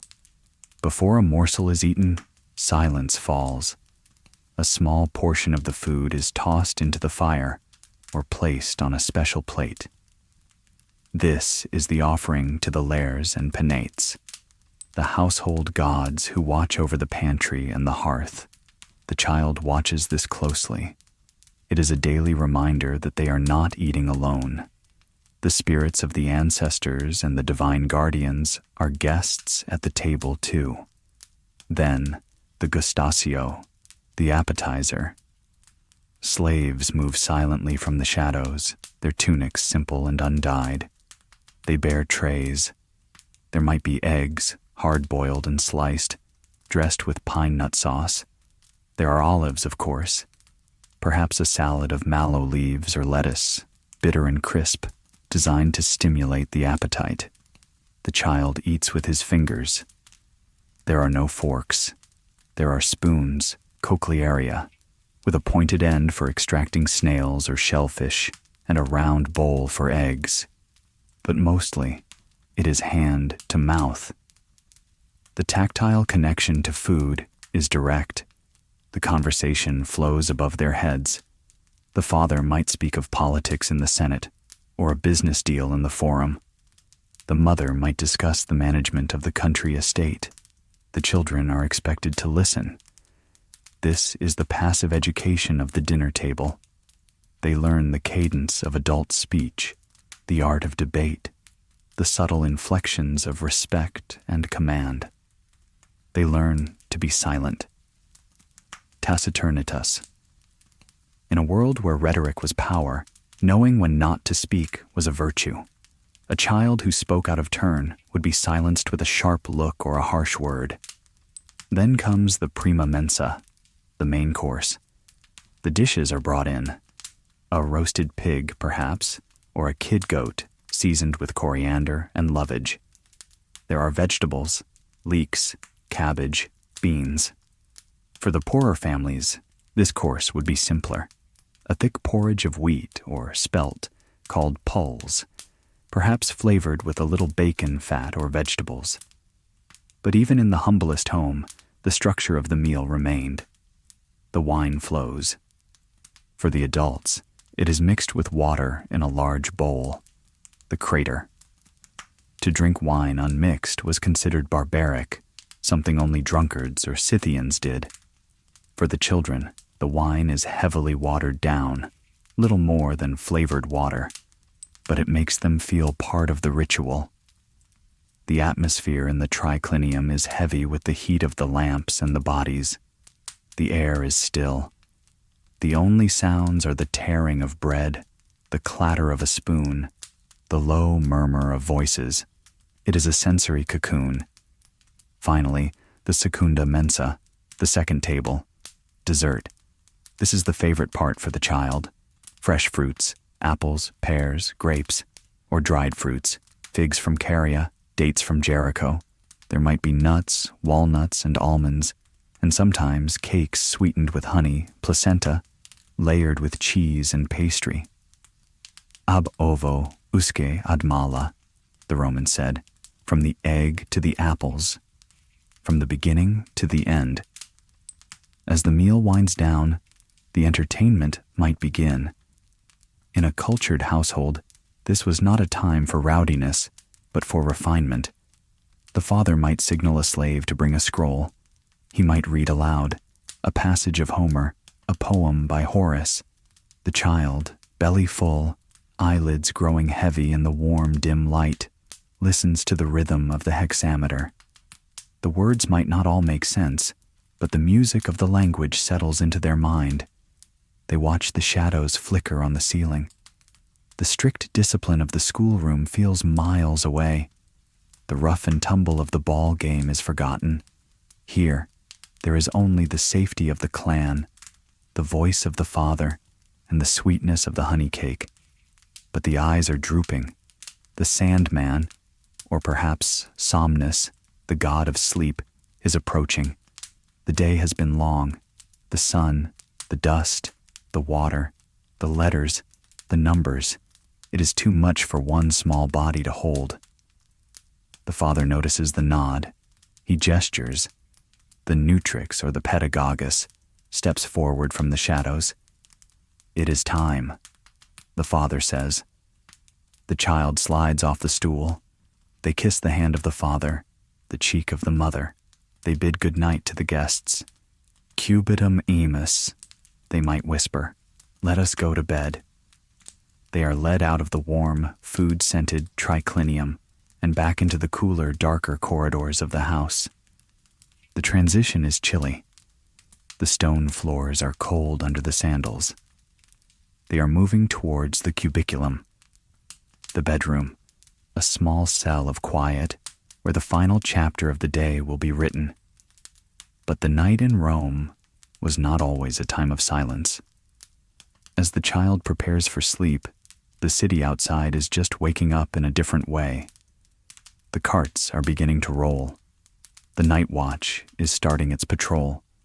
The sounds of the night will filter through the high windows, weaving into the dreams of the Roman child. Let us follow them to the bedroom, to the small, sparse room where the day ends, and see what rituals protect them in the dark, the rope bed and the city that never sleeps. The journey from the dining room to the bedroom is a journey from the center of the world to its periphery.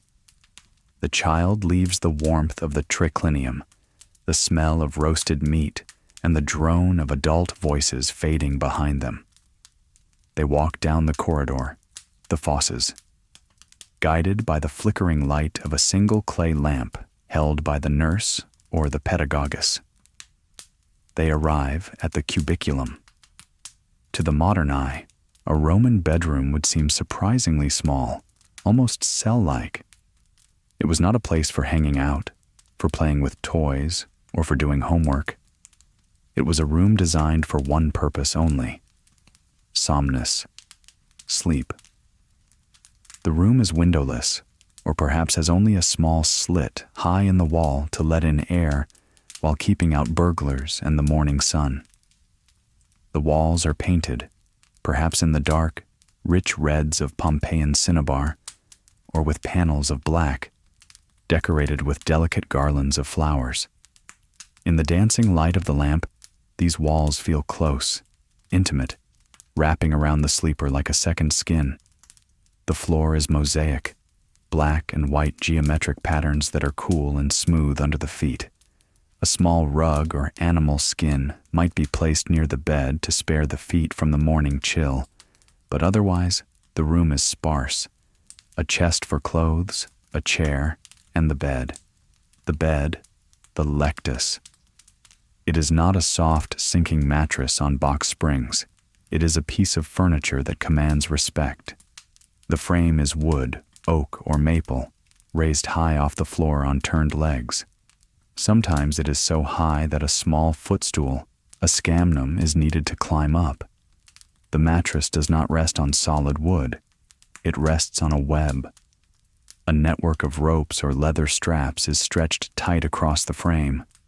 Over time, these ropes would sag, and they would need to be tightened with a special key or by hand. The mattress itself, the torus, is stuffed. For the poor, it is stuffed with straw or dried reeds, which rustle and crunch with every movement. For the child of a wealthy family, it is stuffed with soft wool from Tarentum, or, the ultimate luxury, swan's down imported from the Germanic provinces. The child climbs up. The bed creaks. A familiar, comforting sound. They do not wear pajamas. There is no special sleepwear in the Roman wardrobe. The child sleeps in their tunic interior, the simple undertunic they have worn all day, or perhaps they strip it off to sleep naked, covered only by the sheets. The coverlet, the lodex, is made of wool. It is heavy, providing a weighted comfort that settles the body. The nurse places the lamp in a niche in the wall. The flame is a small blue-orange tongue, floating in a pool of oil. It casts long, trembling shadows that stretch across the ceiling. This is the moment of vulnerability. The Romans were a superstitious people, and the night was filled with unseen terrors. Lemures and larvae, restless spirits of the dead, were believed to roam the darkness. To ward them off, the child might touch the amulet that still hangs around their neck or hangs on the bedpost. A prayer might be whispered, a quick invocation to Hypnos or to the household, Lares, to stand guard. The nurse smooths the hair back from the child's forehead. She might hum a melody, a tune from her own childhood in Greece or Gaul or Syria. The empire is vast, but in this small room, it is distilled down to the connection between the caregiver and the child. She pulls the woolen blanket up to the chin. "Dormi," she whispers. "Sleep." She leaves, taking the lamp, or perhaps she lies down on a mat on the floor near the doorway, a living barrier between the child and the world. The room plunges into darkness, true darkness. There are no streetlights filtering through the window, no LEDs blinking on electronic devices. It is a heavy, velvet blackness, but it is not silent. Ironically, it is now, as the household sleeps, that the city of Rome truly wakes up. During the day, by the decree of Julius Caesar in the Lex Julia Municipalis, heavy wagons were banned from the streets of Rome to prevent gridlock. From sunrise to sunset, the streets belonged to pedestrians, litters, and animals. But once the sun set, the ban was lifted, and so the logistics of an empire began to roll. Lying in the dark, the child listens. The sound comes from the street outside, muffled by the thick stone walls but still audible, a low-frequency rumble that vibrates through the earth. Rumble, creak, thud. It is the sound of the plaustra, the great ox-drawn wagons. They are bringing in the grain from the port of Ostia. They are bringing in timber for the construction sites, marble for the emperor's new forum, wine for the taverns. The wheels are rimmed with iron. The streets are paved with basalt blocks, metal on stone. It is a grinding, rhythmic roar. The poet Juvenal famously complained that insomnia causes more deaths amongst Roman invalids than any other factor, and that the passage of carriages in the narrow winding streets would snatch sleep from a sea calf or the Emperor Claudius himself. But for the child, this noise is not necessarily a disturbance. It is the white noise of their existence. It is the heartbeat of the city. Crack, the sound of a drover's whip. Shout, a curse as two wagons try to pass each other in a narrow alley. Bark, a stray dog challenging the oxen. It is a chaotic symphony, but from the safety of the high bed, buried under the wool, it feels distant. It is the sound of the world working so that the child can rest. The mind begins to drift. The events of the day replay in fragments. The scratch of the stylus on the wax, the smell of the heated olive oil in the baths, the taste of the sweet fig at dinner, the cold shock of the Tiber water.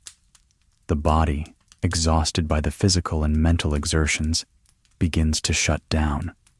The muscles twitch and relax. The breathing slows, matching the rhythm of the distant wagon wheels. Inhale, exhale. The imaginary fears of the lemures fade as the physiological need for sleep takes over. The darkness stops being scary and starts being restful. The heavy wool blanket feels like a fortress. In this state of hypnagogia, the space between wakefulness and sleep, the Roman child is no longer a citizen in training. They are just a child. The expectations of the paterfamilias, the discipline of the magister, the social pressure of the games, all of it dissolves. They drift into the world of dreams. What did a Roman child dream of? Did they dream of flying like Mercury? Did they dream of the monsters from the stories? The Hydra? The Chimera? Or did they dream of simple things? A perfectly thrown ball, a basket of walnuts, a smile from their mother. The night deepens. The oil in the lamps of the city burns down. The wagons continue their relentless march, feeding the insatiable maw of Rome. But in the cubiculum, there is peace. The child sleeps. But the story of Roman childhood is not just a cycle of one day. It is a progression of milestones. As the child sleeps, they are growing, and soon they will face the moments that define their transition from the world of the nursery to the world of the adult. The Liberalia is coming, the day of the toga, the day the bulla is laid aside. But before we reach that final rite of passage, we must explore the seasons of their lives. For the Roman child did not just live in a daily routine. They lived in a calendar of festivals, of spectacle, and of sacred days that punctuated the year like bright jewels in a crown. Let us leave the child sleeping for now, safe in the noisy night, and prepare to look at the wider world that awaits them when they wake, the world of the gods, the festivals, and the public spectacles that will shape their soul. The painted calendar and the roar of the factions. The child wakes, but the morning rhythm is different today. The air in the house feels lighter. The pedagogus is not standing by the bed with the dreaded box of scrolls. The heavy wooden shutters are thrown open, letting in a stream of bright, unfiltered sunlight. Today is a dies festus, a holiday. The Roman year was not a steady grind of work weeks. It was a patchwork quilt of sacred days, festivals, and games. The calendar, the fasti, was painted on the walls of public buildings, a grid of days marked with letters. F for fastus, business allowed, N for nefastus, business forbidden, devoted to gods. For the child, these N days were islands of joy in the sea of discipline. Of all the festivals, the one that loomed largest in the imagination of a Roman child was Saturnalia. Held in December, when the days were short and the nights long, Saturnalia was a festival of light and inversion. It was the ancestor of many modern winter traditions. For a week, the strict social order of Rome was turned upside down. Imagine the atmosphere in the Domus. The severe toga was put away. Instead, everyone, even the senators, wore the synthesis, a colorful, loose-fitting dinner garment. The symbol of the season was the pileus, a felt cap usually worn by freed slaves. During Saturnalia, everyone wore it.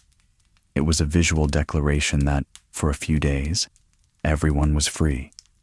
The schoolroom was closed. The wax tablets were melted smooth and put away. The sad cane of the teacher was locked in a cupboard. For the child, Saturnalia meant gifts. These were called sigillaria. They were small figurines made of clay or wax, sold in special markets that sprang up in the Campus Martius. Imagine a stall filled with tiny terracotta gladiators, miniature animals or dolls with articulated limbs. The child would walk through these markets, clutching a few coins, eyes wide at the abundance. It was also a time of candles. Wax tapers, ceriae, were given as gifts and lit throughout the house. The domus, usually dim, would blaze with light, chasing away the winter gloom. But the most thrilling part for the child was the gambling. Throughout the year, gambling with dice was illegal, though widely practiced. But during Saturnalia, the ban was lifted. The nuts, the walnuts of their toddler years, were brought out again. But this time, they were used as chips in serious games of chance. Even the slaves were allowed to play. The child might find themselves rolling dice against the doorkeeper or the cook, shrieking with laughter as the knucklebones tally landed on a winning side. However, not all spectacles were domestic. The education of a Roman child also took place in the vast open arenas of the city. If the school taught them literacy, the circus taught them passion. Let us travel to the Circus Maximus. It is a massive structure, nestled in the valley between the Aventine and Palatine hills. It could hold perhaps 150,000 people, a quarter of the city's population. It was the beating heart of Roman entertainment. The family walks there together. The noise is audible from miles away, a low, rhythmic roaring like the ocean. As they get closer, the crowd thickens. People are selling cushions, sausages, and programs listing the drivers. They enter and climb the steep wooden bleachers. The view is breathtaking. The track is a long oval, covered in bright yellow sand. In the center is the spina, the central barrier, decorated with obelisks brought all the way from Egypt, statues of gods, and the lap counters, 7 large bronze eggs and 7 bronze dolphins. The child does not just watch the race. They belong to a tribe. The chariot teams were divided into 4 factions. The Reds, Rusata; the Whites, Albata; the Blues, Veneta; and the Greens, Prasina. Loyalty to a faction was intense. It was inherited, like a religion. If the father was a green, the son was a green. They wore the colors. They knew the names of the drivers, the agitatores, and the names of the lead horses. Here they come. The gates spring open. 12 chariots, 4 horses abreast, the quadriga, burst onto the sand. The sound is deafening. 48 horses thundering, hooves pounding the earth. The dust rises in a choking cloud. The child stands on the bench, screaming, "Go, Blue! Whip him! Turn!" The charioteers are rock stars. They wear short tunics in their faction colors, leather helmets, and they wrap the reins around their waists to use their body weight to steer. A curved knife hangs at their belt, a grim reminder that if the chariot crashes, a naufragium, or shipwreck, they must cut themselves free instantly or be dragged to death. The race is 7 laps. Around and around they go. The child watches the spina. A slave reaches up and flips one of the heavy bronze dolphins. Clang. Lap 1 complete. The tension builds. The turns are where the action is. The chariots skid, wheels lifting off the ground, sand spraying into the stands. The smell of the circus is specific.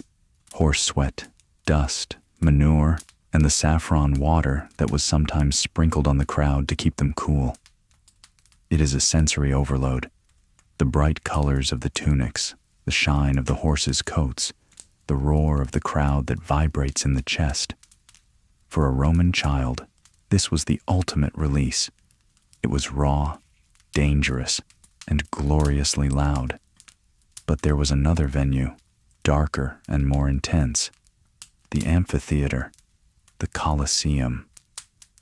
While we often associate the arena with the death of gladiators, for a child, the main attraction was often the venatio, the beast hunt.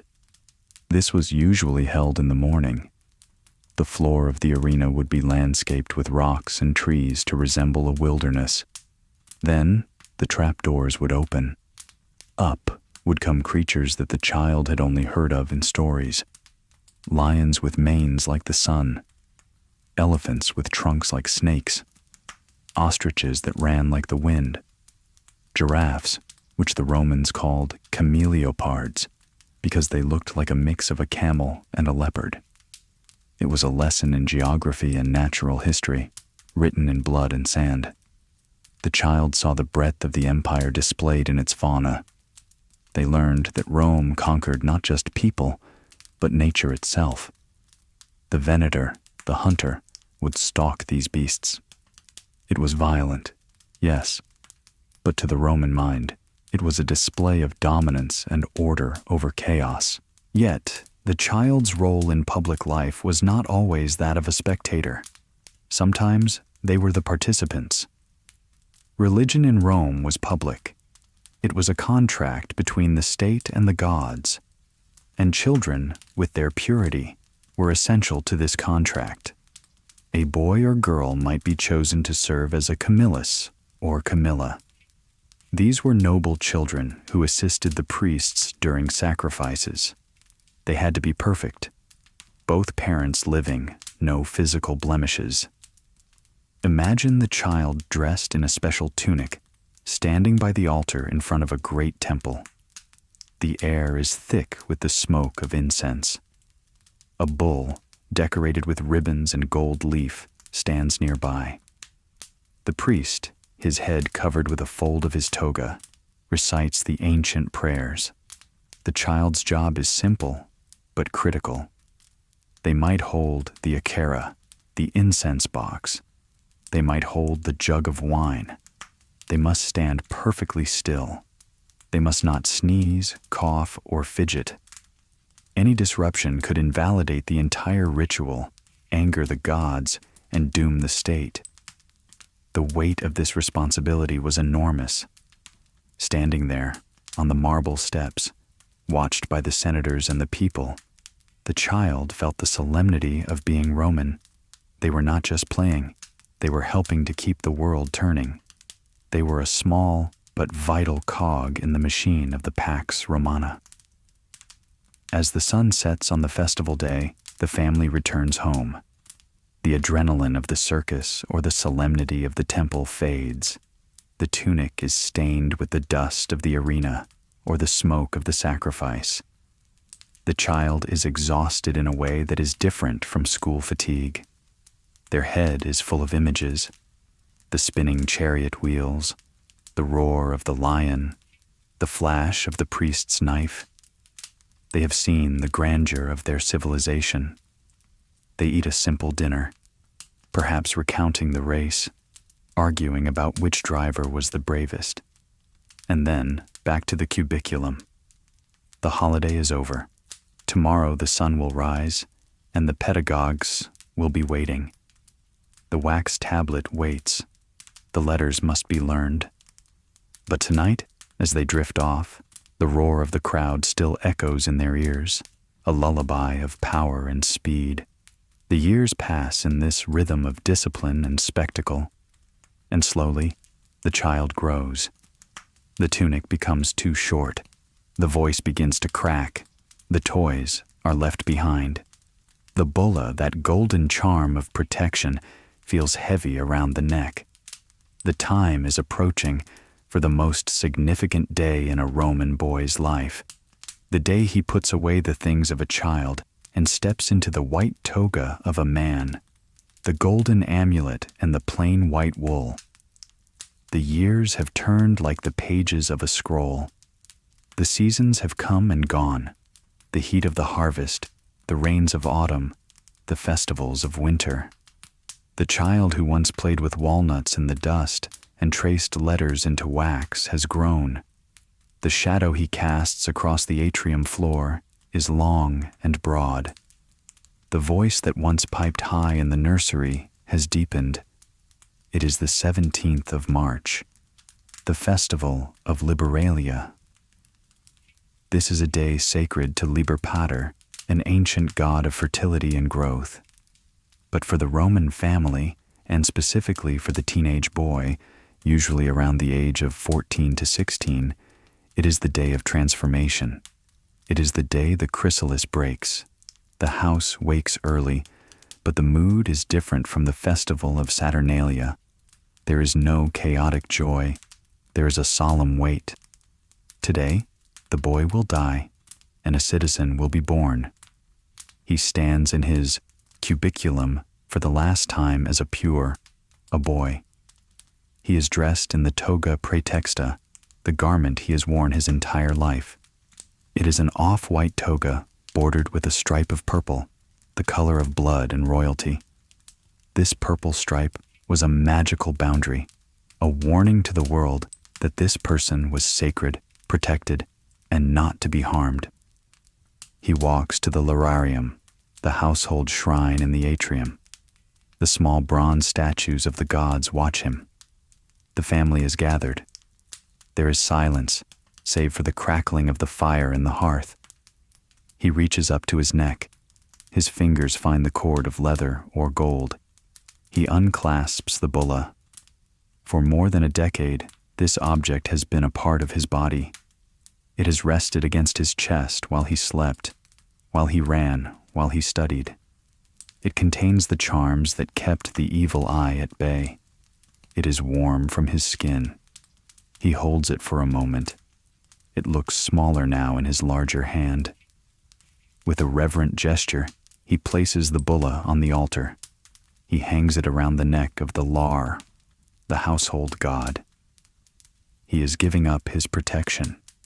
He is saying, I no longer need this shield. I am ready to face the world with my own strength. Alongside the bulla, he might place other remnants of his childhood, a favorite bag of marbles, a spinning top, the stub of a wax stylus. These objects are now relics of a past life. Then the toga praetexta is removed. The purple stripe falls to the floor. He stands in his simple tunic. The father steps forward. He holds a bundle of cloth. It is heavy. It is the toga virilis, the toga of manhood, also known as the toga pura. It is pure, unbleached white wool. There is no purple stripe. There is no decoration. It is stark. It represents the equality of citizenship. In the eyes of the law, he is now just a man among men. Putting on a toga is not like putting on a coat. It is an architectural feat. The cloth is massive, perhaps 6 meters long and 2.5 meters wide. It requires assistance to drape correctly. The father, or a trusted slave, helps him. The wool is heavy. It is hot. It restricts the movement of the left arm. It forces the wearer to stand straight, to move with a slow, deliberate dignity. You cannot run in a toga. You cannot fight easily in a toga. It is the garment of peace, of the forum, of the Senate. Once the folds are arranged, the sinus, the lap, and the umbo, the knot, perfectly draped, the boy looks at himself. He looks older. The wool frames his face, making him look serious. He is now a tiro, a recruit to the ranks of citizens. The doors of the domus are thrown open, but he does not walk out alone. This is the deductio in forum, the procession to the forum. It is a public parade. The father leads. Relatives, friends, freedmen, and clients of the family follow. The more people in the procession, the greater the honor. They surround the boy, not to protect him physically, but to witness him. They are the community acknowledging one of their own. They walk through the streets of Rome. The morning air is crisp. People stop to watch. Whose son is that? They might ask. That is the son of Lucius, of the Julian clan. They arrive at the Roman Forum, the Forum Romanum. This is the center of the world. The temple of Saturn looms above them. The Basilica Julia is teeming with lawyers. The rostra stands waiting for orators. They head to the tabularium, the record office. Here the boy's name is written in the official census rolls. Lucius Julius, son of Lucius, of the tribe of Fabia. The scribe's pen scratches the papyrus. With that scratch, the boy becomes a legal entity. He can now vote. He can own property. He can marry. He can be drafted into the legion. He is a civis Romanus. After the registration, there is a sacrifice. A coin is offered to Juventus, the goddess of youth. It is a final payment, a closing of the account of childhood. Then, the family returns home. But the atmosphere has changed. The boy walks differently. The heavy wool of the toga rubs against his neck, a constant reminder of his new status. The people in the street look at him not with the indulgence given to a child, but with the appraisal given to a man. Back at the domus, a great feast is held. The scena is lavish. But for the new citizen, the meal feels different. He might be allowed to recline on the couch for the first time, taking his place among the men. He drinks the wine, perhaps less watered down than before. He listens to the conversation, and for the first time, he is expected to have an opinion. But there is another ritual that accompanies this time, often happening around the same age, sometimes a bit later. The depositio barbae, the shaving of the beard. Roman men in this period were generally clean-shaven. The first growth of facial hair, the lanugo, was considered sacred. When the time came to shave it for the first time, it was a ceremonial event. Imagine the young man sitting in a chair. A barber, a tonsor, stands over him with a razor of bronze or iron. There is no shaving cream, only water and oil. The razor is sharp, but the process is harrowing. The Romans were notorious for their fear of the barber's blade. Cuts were common. The tonsor scrapes the cheek. Scritch. The hair that is removed is not swept away. It is collected. It is placed in a small box, a pyxis, made of gold or silver or wood. This box is then dedicated to the gods, perhaps placed in the family shrine or even taken to a temple. The Emperor Nero, in a display of extravagance, dedicated his first beard shavings in a gold box studded with pearls on the Capitoline Hill. The face that emerges is smooth, vulnerable, and adult. The soft down of youth is gone. For the Roman girl, the transition to adulthood was less public, but no less profound. Her liberalia was her wedding day. Her childhood ended not with a walk to the forum, but with a walk to a new house. On the eve of her marriage, she would take her dolls, her poupées, those ivory figures with the fashionable hairstyles she had played with for years. She would take her toys, her balls, her childhood clothes. She would place them on the altar of the Lares. "I dedicate these to you, Venus," she might pray.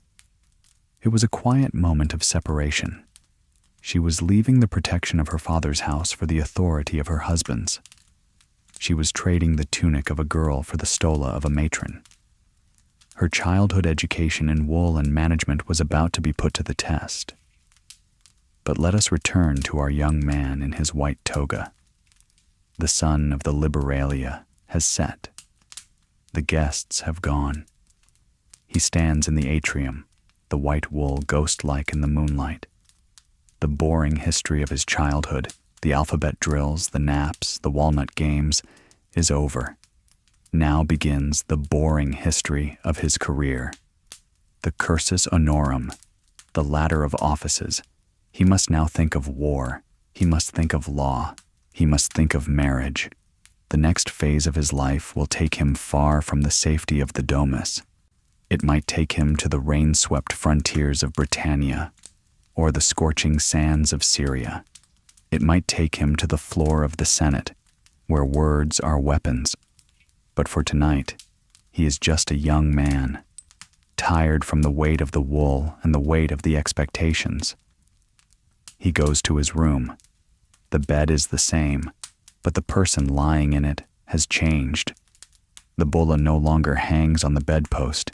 He is alone in the dark, armed only with his name and his citizenship. As he sleeps, the city of Rome continues its eternal churn, and somewhere in the distance, the sound of marching feet can be heard. The legions are moving, and soon he will be among them. We have watched him grow from the first breath to the first toga. We have seen the tools that shaped him. But what of the world he is entering? What does the daily life of a Roman adult look like in the service of the state? Let us prepare to follow him out of the house and into the wider, wilder world of the Roman streets, not as a child watching, but as a man participating. The shadow in the forum and the tent in the wild. The white toga is now a daily reality. The bulla is a memory gathering dust on the family altar. But education in Rome did not end with the dawning of manhood. In fact, the most crucial phase was just beginning. The wax tablets and the cane of the schoolmaster were replaced by the cold, hard realities of the tirocinium. Tirocinium, the apprenticeship. For a young Roman of good standing, there was no university in the modern sense. There were no lecture halls where one sat passively taking notes for 4 years. The classroom was the city itself. The professors were the men who ran the empire. the father would take his son, now a tiro, a recruit, and entrust him to a friend.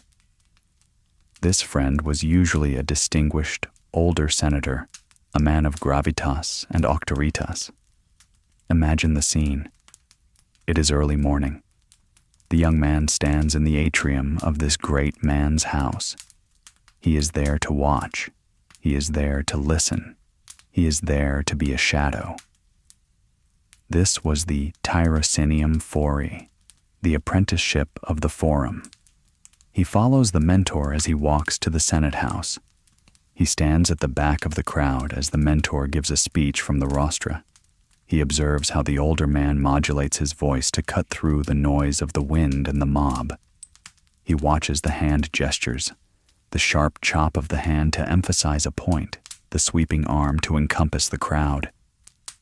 He learns the law not from books, but from seeing it argued. He watches the mentor defend a client in a lawsuit.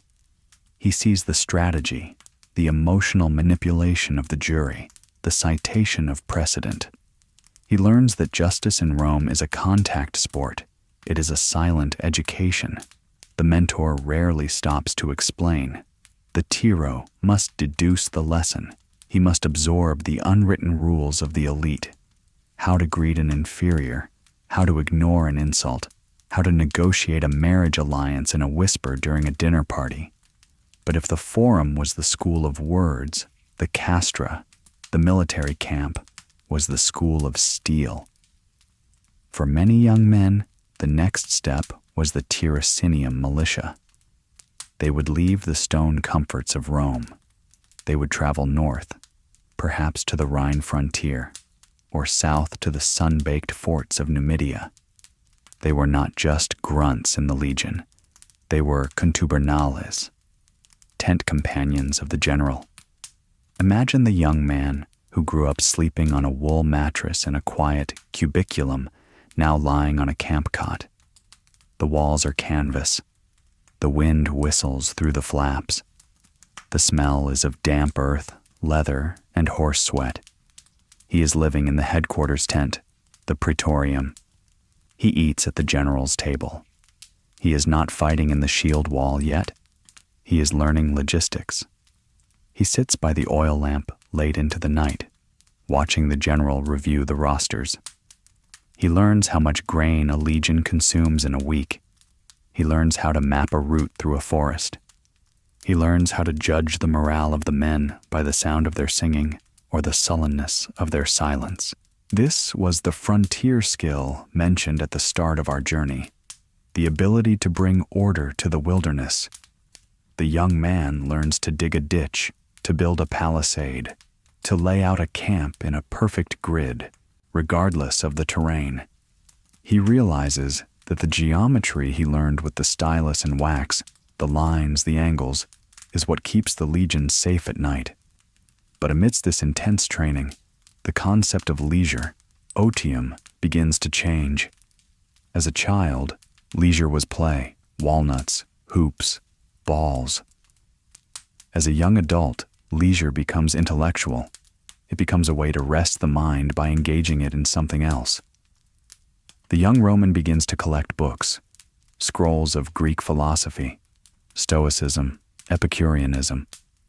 He starts to build a library. Imagine him in a quiet moment, perhaps in a garden during a break from the Forum, or in a tent while the rain lashes down outside. He unrolls a scroll. He reads Cicero or Plato. He is not reading for a grade. He is reading to build a citadel within the soul, as Marcus Aurelius would later write. He learns to appreciate art. He might start collecting small statues or engraved gems. He learns to discuss the quality of a bronze casting or the symmetry of a portico. This aesthetic appreciation is the hallmark of the civilized man, the humanitas that separates the Roman from the barbarian. And he begins to write. Not copywork, but his own thoughts. He writes poetry to a lover. He writes letters to friends, practicing the witty, polished style that is expected of his class. The stylus is no longer a tool of drudgery. It is an instrument of self-expression. Even the physical exercise changes. The chaotic ball games of the Campus Martius give way to more disciplined, solitary pursuits. He might practice fencing with a heavy wooden sword against a post, focusing on technique rather than fun. He might ride, learning to control a horse with his knees, freeing his hands for the spear. The boring history of his childhood education has built a foundation that is rock solid. The rote memorization gave him a database of literature and law. The physical conditioning gave him the stamina to march 20 miles in armor. The moral stories gave him a compass to navigate the corruption of politics.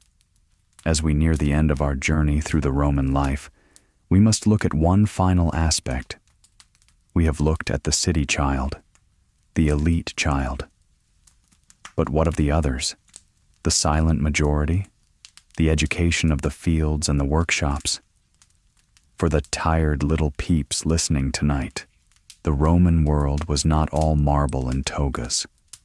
There was a quieter, earthier education taking place in the olive groves and the pottery sheds, a syllabus written in calluses and clay. Let us turn our gaze away from the forum for a moment, to the countryside, to the rustici, and see how the children of the earth learned the skills that fed the empire, the potter's wheel and the shepherd's flute, while the young patricians stood in the shadow of the Senate, learning the art of rhetoric. Another kind of education was taking place just outside the city walls and in the smoky back alleys of the Subura. This was the education of the populace, the common people, and the rustici, the farmers. For the majority of Roman children, there were no wax tablets, no Greek pedagogues, and no grand tour of the forum. Their classroom was the workshop, the field, and the deck of the merchant ship. Their literacy was not of letters, but of materials. Let us step into an officina, a workshop, specifically a pottery shop. The air here is thick with dust, but it is not the dry dust of the street. It is the fine, silty dust of dried clay. The smell is earthy and damp, mixed with the sharp, acrid scent of the wood-burning kiln out back. Here, a boy of 7 or 8 sits on a low stool. He is an apprentice, perhaps the son of the potter, or a slave born into the household. His education is entirely tactile. He begins not by making, but by preparing. His job is to wedge the clay.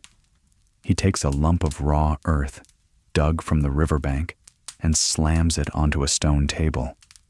He pushes it with the heels of his hands, folds it, and slams it again. Thump, fold, thump. He must remove every air bubble. If he fails, the pot will explode in the kiln, destroying a week's work. He learns responsibility through the muscles of his arms. He learns that the quality of the final product depends on the hidden, unglamorous labor of the beginning. As he grows older, he is allowed to sit at the wheel. The Roman potter's wheel was a heavy disc of wood or stone, spun by kicking a lower flywheel with the foot. Kick, spin, kick, spin. The coordination required is immense.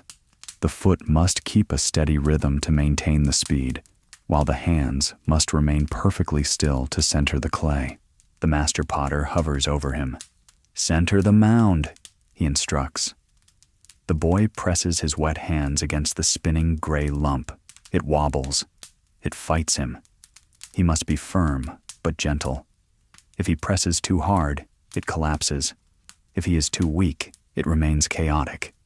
Slowly, under the friction of the palms, the clay submits. It becomes a perfect, spinning cylinder. Then, the thumb dives in. The walls rise. The boy learns the language of the curve. He learns to make the amphora for wine, with its pointed bottom and strong handles. He learns to make the lucerna, the oil lamp, which will light the homes of the rich. This education is about repetition. It is about muscle memory. It is about knowing by the color of the fire in the kiln exactly when the temperature is right to bake the clay to stone. It is a silence of focus, broken only by the hum of the wheel. Further out, beyond the smoke of the city, lies the Ager Romanus, the countryside. Here, the education is dictated by the sun and the seasons. The farm boy, the rusticus, learns to read the sky. He knows that a ring around the moon means rain. He knows that when the swallows fly low, a storm is coming. He does not need a calendar to tell him when to plant. He watches the trees. When the fig tree buds, the winter is over. His stylus is the plow, the aerodrome. He walks behind the oxen. They are massive beasts, gentle but strong. He learns to guide them not with a whip, but with a touch, a voice. Hup! Whoa! He learns the geometry of the furrow. The lines must be straight to maximize the yield. A crooked furrow is the sign of a lazy mind. He learns the art of grafting. He takes a cutting from a sweet apple tree and binds it to the hardy stalk of a wild crab apple. He wraps the wound in mud and linen. He watches life fuse with life. This is a biology lesson no scroll could teach. He learns the brutality of nature too. He sees the fox take the chicken. He sees the frost kill the olive buds. He learns that the gods are capricious and that hard work does not always guarantee a harvest. This instills a stoicism in him that is as deep as the roots of the vines he tends. And then, there is the shepherd. The life of the shepherd boy is one of solitude. He is sent out with the flock of sheep or goats, up into the high hills where the grass is green. He might be gone for days, sleeping in a rough hut or under the stars wrapped in a heavy wool cloak. His education is one of vigilance. He must watch for wolves. He must know which plants are poisonous to his flock. He learns to use the sling, a strip of leather and a smooth river stone. He practices for hours, whirling it above his head, sending the stone whistling through the air to turn a stray sheep back to the herd or to strike a predator. But in the long, empty hours of the afternoon, he learns music. He cuts a reed from the riverbank. He hollows it out. He cuts another, slightly shorter, and another. He binds them together with wax and string. The syrinx, the pan flute. He blows across the top. A haunting, breathy note floats across the valley. He learns to mimic the calls of the birds. He composes melodies that have no name, tunes that drift on the wind and vanish. This is the root of Roman pastoral poetry, the leisure of the lonely shepherd, creating beauty in the void. Back in the city, the girls of the working class are also learning. In the back of a bakery, a girl learns the chemistry of yeast and flour. She learns to knead the dough until it is elastic and smooth. In a weaver's shop, she sits at a loom larger than she is, throwing the shuttle back and forth, creating the tunics that the senators will wear. She learns the economy of the street. She knows how to haggle in the market. She knows which water fountain has the cleanest water. She knows how to mend a sandal with a bit of leather and a nail. This education, the education of the hands, was the engine of the empire. The roads, the aqueducts, the temples, the bread, the armor, all of it was the result of these quiet frontier skills, passed down from master to apprentice, from father to son, from mother to daughter. There was no graduation ceremony for them, no toga virilis moment where they stepped into a new social class. They simply grew into their work. The boy who wedged the clay became the man who threw the pot. The girl who spun the thread became the woman who wove the tapestry. But even here, in the hard labor of the common life, the spirit of childhood play persisted. Archaeologists have found game boards scratched into the steps of basilicas and the paving stones of forums. Merrills, 9 men's Morris, a game of strategy played with pebbles or beans. We can imagine the potter's apprentice and the bakery boy stealing 10 minutes while the oven heats up, crouching in the dust, moving their stones, laughing, arguing. We find dolls made of rags in the mud of ancient villages. We find whistles made of pig bone. The impulse to play, to imagine, to create joy was universal, transcending class and geography. As the sun sets over the empire, from the misty hills of Britannia to the deserts of Egypt, millions of children are finishing their day. The stylus is put down. The wheel stops spinning. The sheep are corralled. The bread is baked. They are all Romans, bound together by the Pax Romana. But their lives are vastly different. Yet, they all share the same sky, the same gods, and the same fundamental journey from the vulnerability of the cradle to the responsibility of the adult world. We have walked with them through the nursery, the school, the bath, and the field. We have seen the boring details that make up a life. Now, as the night fully descends and the stars wheel overhead, it is time to draw our journey to a close. It is time to look back at what this education meant, not just for the individual, but for the civilization they built. It is time to tuck the history away and let the silence of the past settle over us. Let us move to our final reflection, the conclusion of our travel through time. The echoes in the stone and the final rest. And so, the scroll is rolled shut. The wax is smoothed over one last time. The day that began with the first light filtering into the cubiculum has run its course, stretching into years and finally settling into the quiet permanence of history. We have traveled a long way together tonight. We have walked on the mosaic floors of the nursery, heard the click of the walnut games in the dusty courtyard, and felt the scratch of the iron stylus on the black wax. We have swum in the tawny waters of the Tiber and stood amidst the steam of the great baths. We have watched the child become the student become the recruit, and the recruit become the citizen. It is a journey that happened millions of times over 1,000 years. From the early days of the Republic to the fading light of the Empire, generations of children grew up within this framework of discipline and play. What remains of them now? If you walk through the ruins of Pompeii or Ostia today, you can still see the traces of their small lives. You might see a low graffito scratched into a wall at a height only a child could reach, a stick figure of a gladiator, or the alphabet practiced in shaky letters. A, B, C. You might see the grooves carved into the paving stones of the Basilica Julia, where the game boards for marbles were worn down by centuries of play. In the museums, behind glass, lie the dolls of ivory with their articulated limbs, still waiting for a girl who will never return to dress them. There are the tiny leather shoes, preserved in the mud, still bearing the imprint of a small foot. There are the feeding bottles made of clay, shaped like pigs or dogs. These objects are silent now.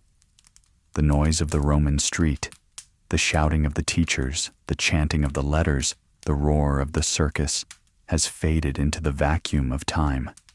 But the essence of that childhood remains. The education of the Roman child was rigorous, yes. It was often harsh. It was boring in its repetition. But it was effective. It built a civilization that valued duty, resilience, and order. The hand that learned to control the stylus learned to control the sword, and the mind that learned to stack the walnuts learned to stack the aqueducts that still march across the plains of Europe. But beneath the toga and the discipline, there was always the child. The child who looked for shapes in the clouds, who whispered secrets to a pet dog, who felt the thrill of the cold water on a hot day. That human spark is universal. It connects us, resting in our beds tonight, to those tired little peeps resting in their rope beds 2,000 years ago. The quiet frontier skills we spoke of, the patience to weave, the focus to write, the courage to swim, the stoicism to endure the seasons, these are the skills of survival. They are the quiet victories of growing up. Now, the city of Rome is truly asleep. The carts have stopped their rumbling. The torches in the forum have burned down to embers. The guards on the walls are leaning on their spears, watching the moon rise over the 7 hills. The Tiber flows silently to the sea, carrying the memories of the day into the deep. It is time for us to leave them there, to leave the dolls in the chest and the scrolls in the box, to leave the toga folded on the chair. The history is done. The lesson is over. The magister has dismissed the class. So, let your own breathing slow down. Let the weight of your own day slide off your shoulders, just as the heavy wool cloak slides off the shepherd boy. The wax tablet of your mind is smoothed over. Tabula rasa. There is nothing left to write tonight. There is nothing left to learn tonight. The darkness is not empty. It is a warm blanket, a lotus of soft wool pulled up to your chin. The sounds of the world are drifting away, becoming distant and unimportant. You are safe. You are rested. You are part of the long, quiet river of time. Good night, you tired little peeps. Sleep well, and dream of the sun on the marble and the shade of the olive trees. Sleep, sleep, sleep. Good night. If this journey through the duller side of history helped you unwind and maybe even drift off, please let me know. First, hit that like button if you enjoyed this historical lullaby. Second, subscribe to the channel so you don't miss future installments of history too boring to keep you awake. Finally, I'd love to hear your thoughts. Drop a comment below about which historical topic you find so mundane.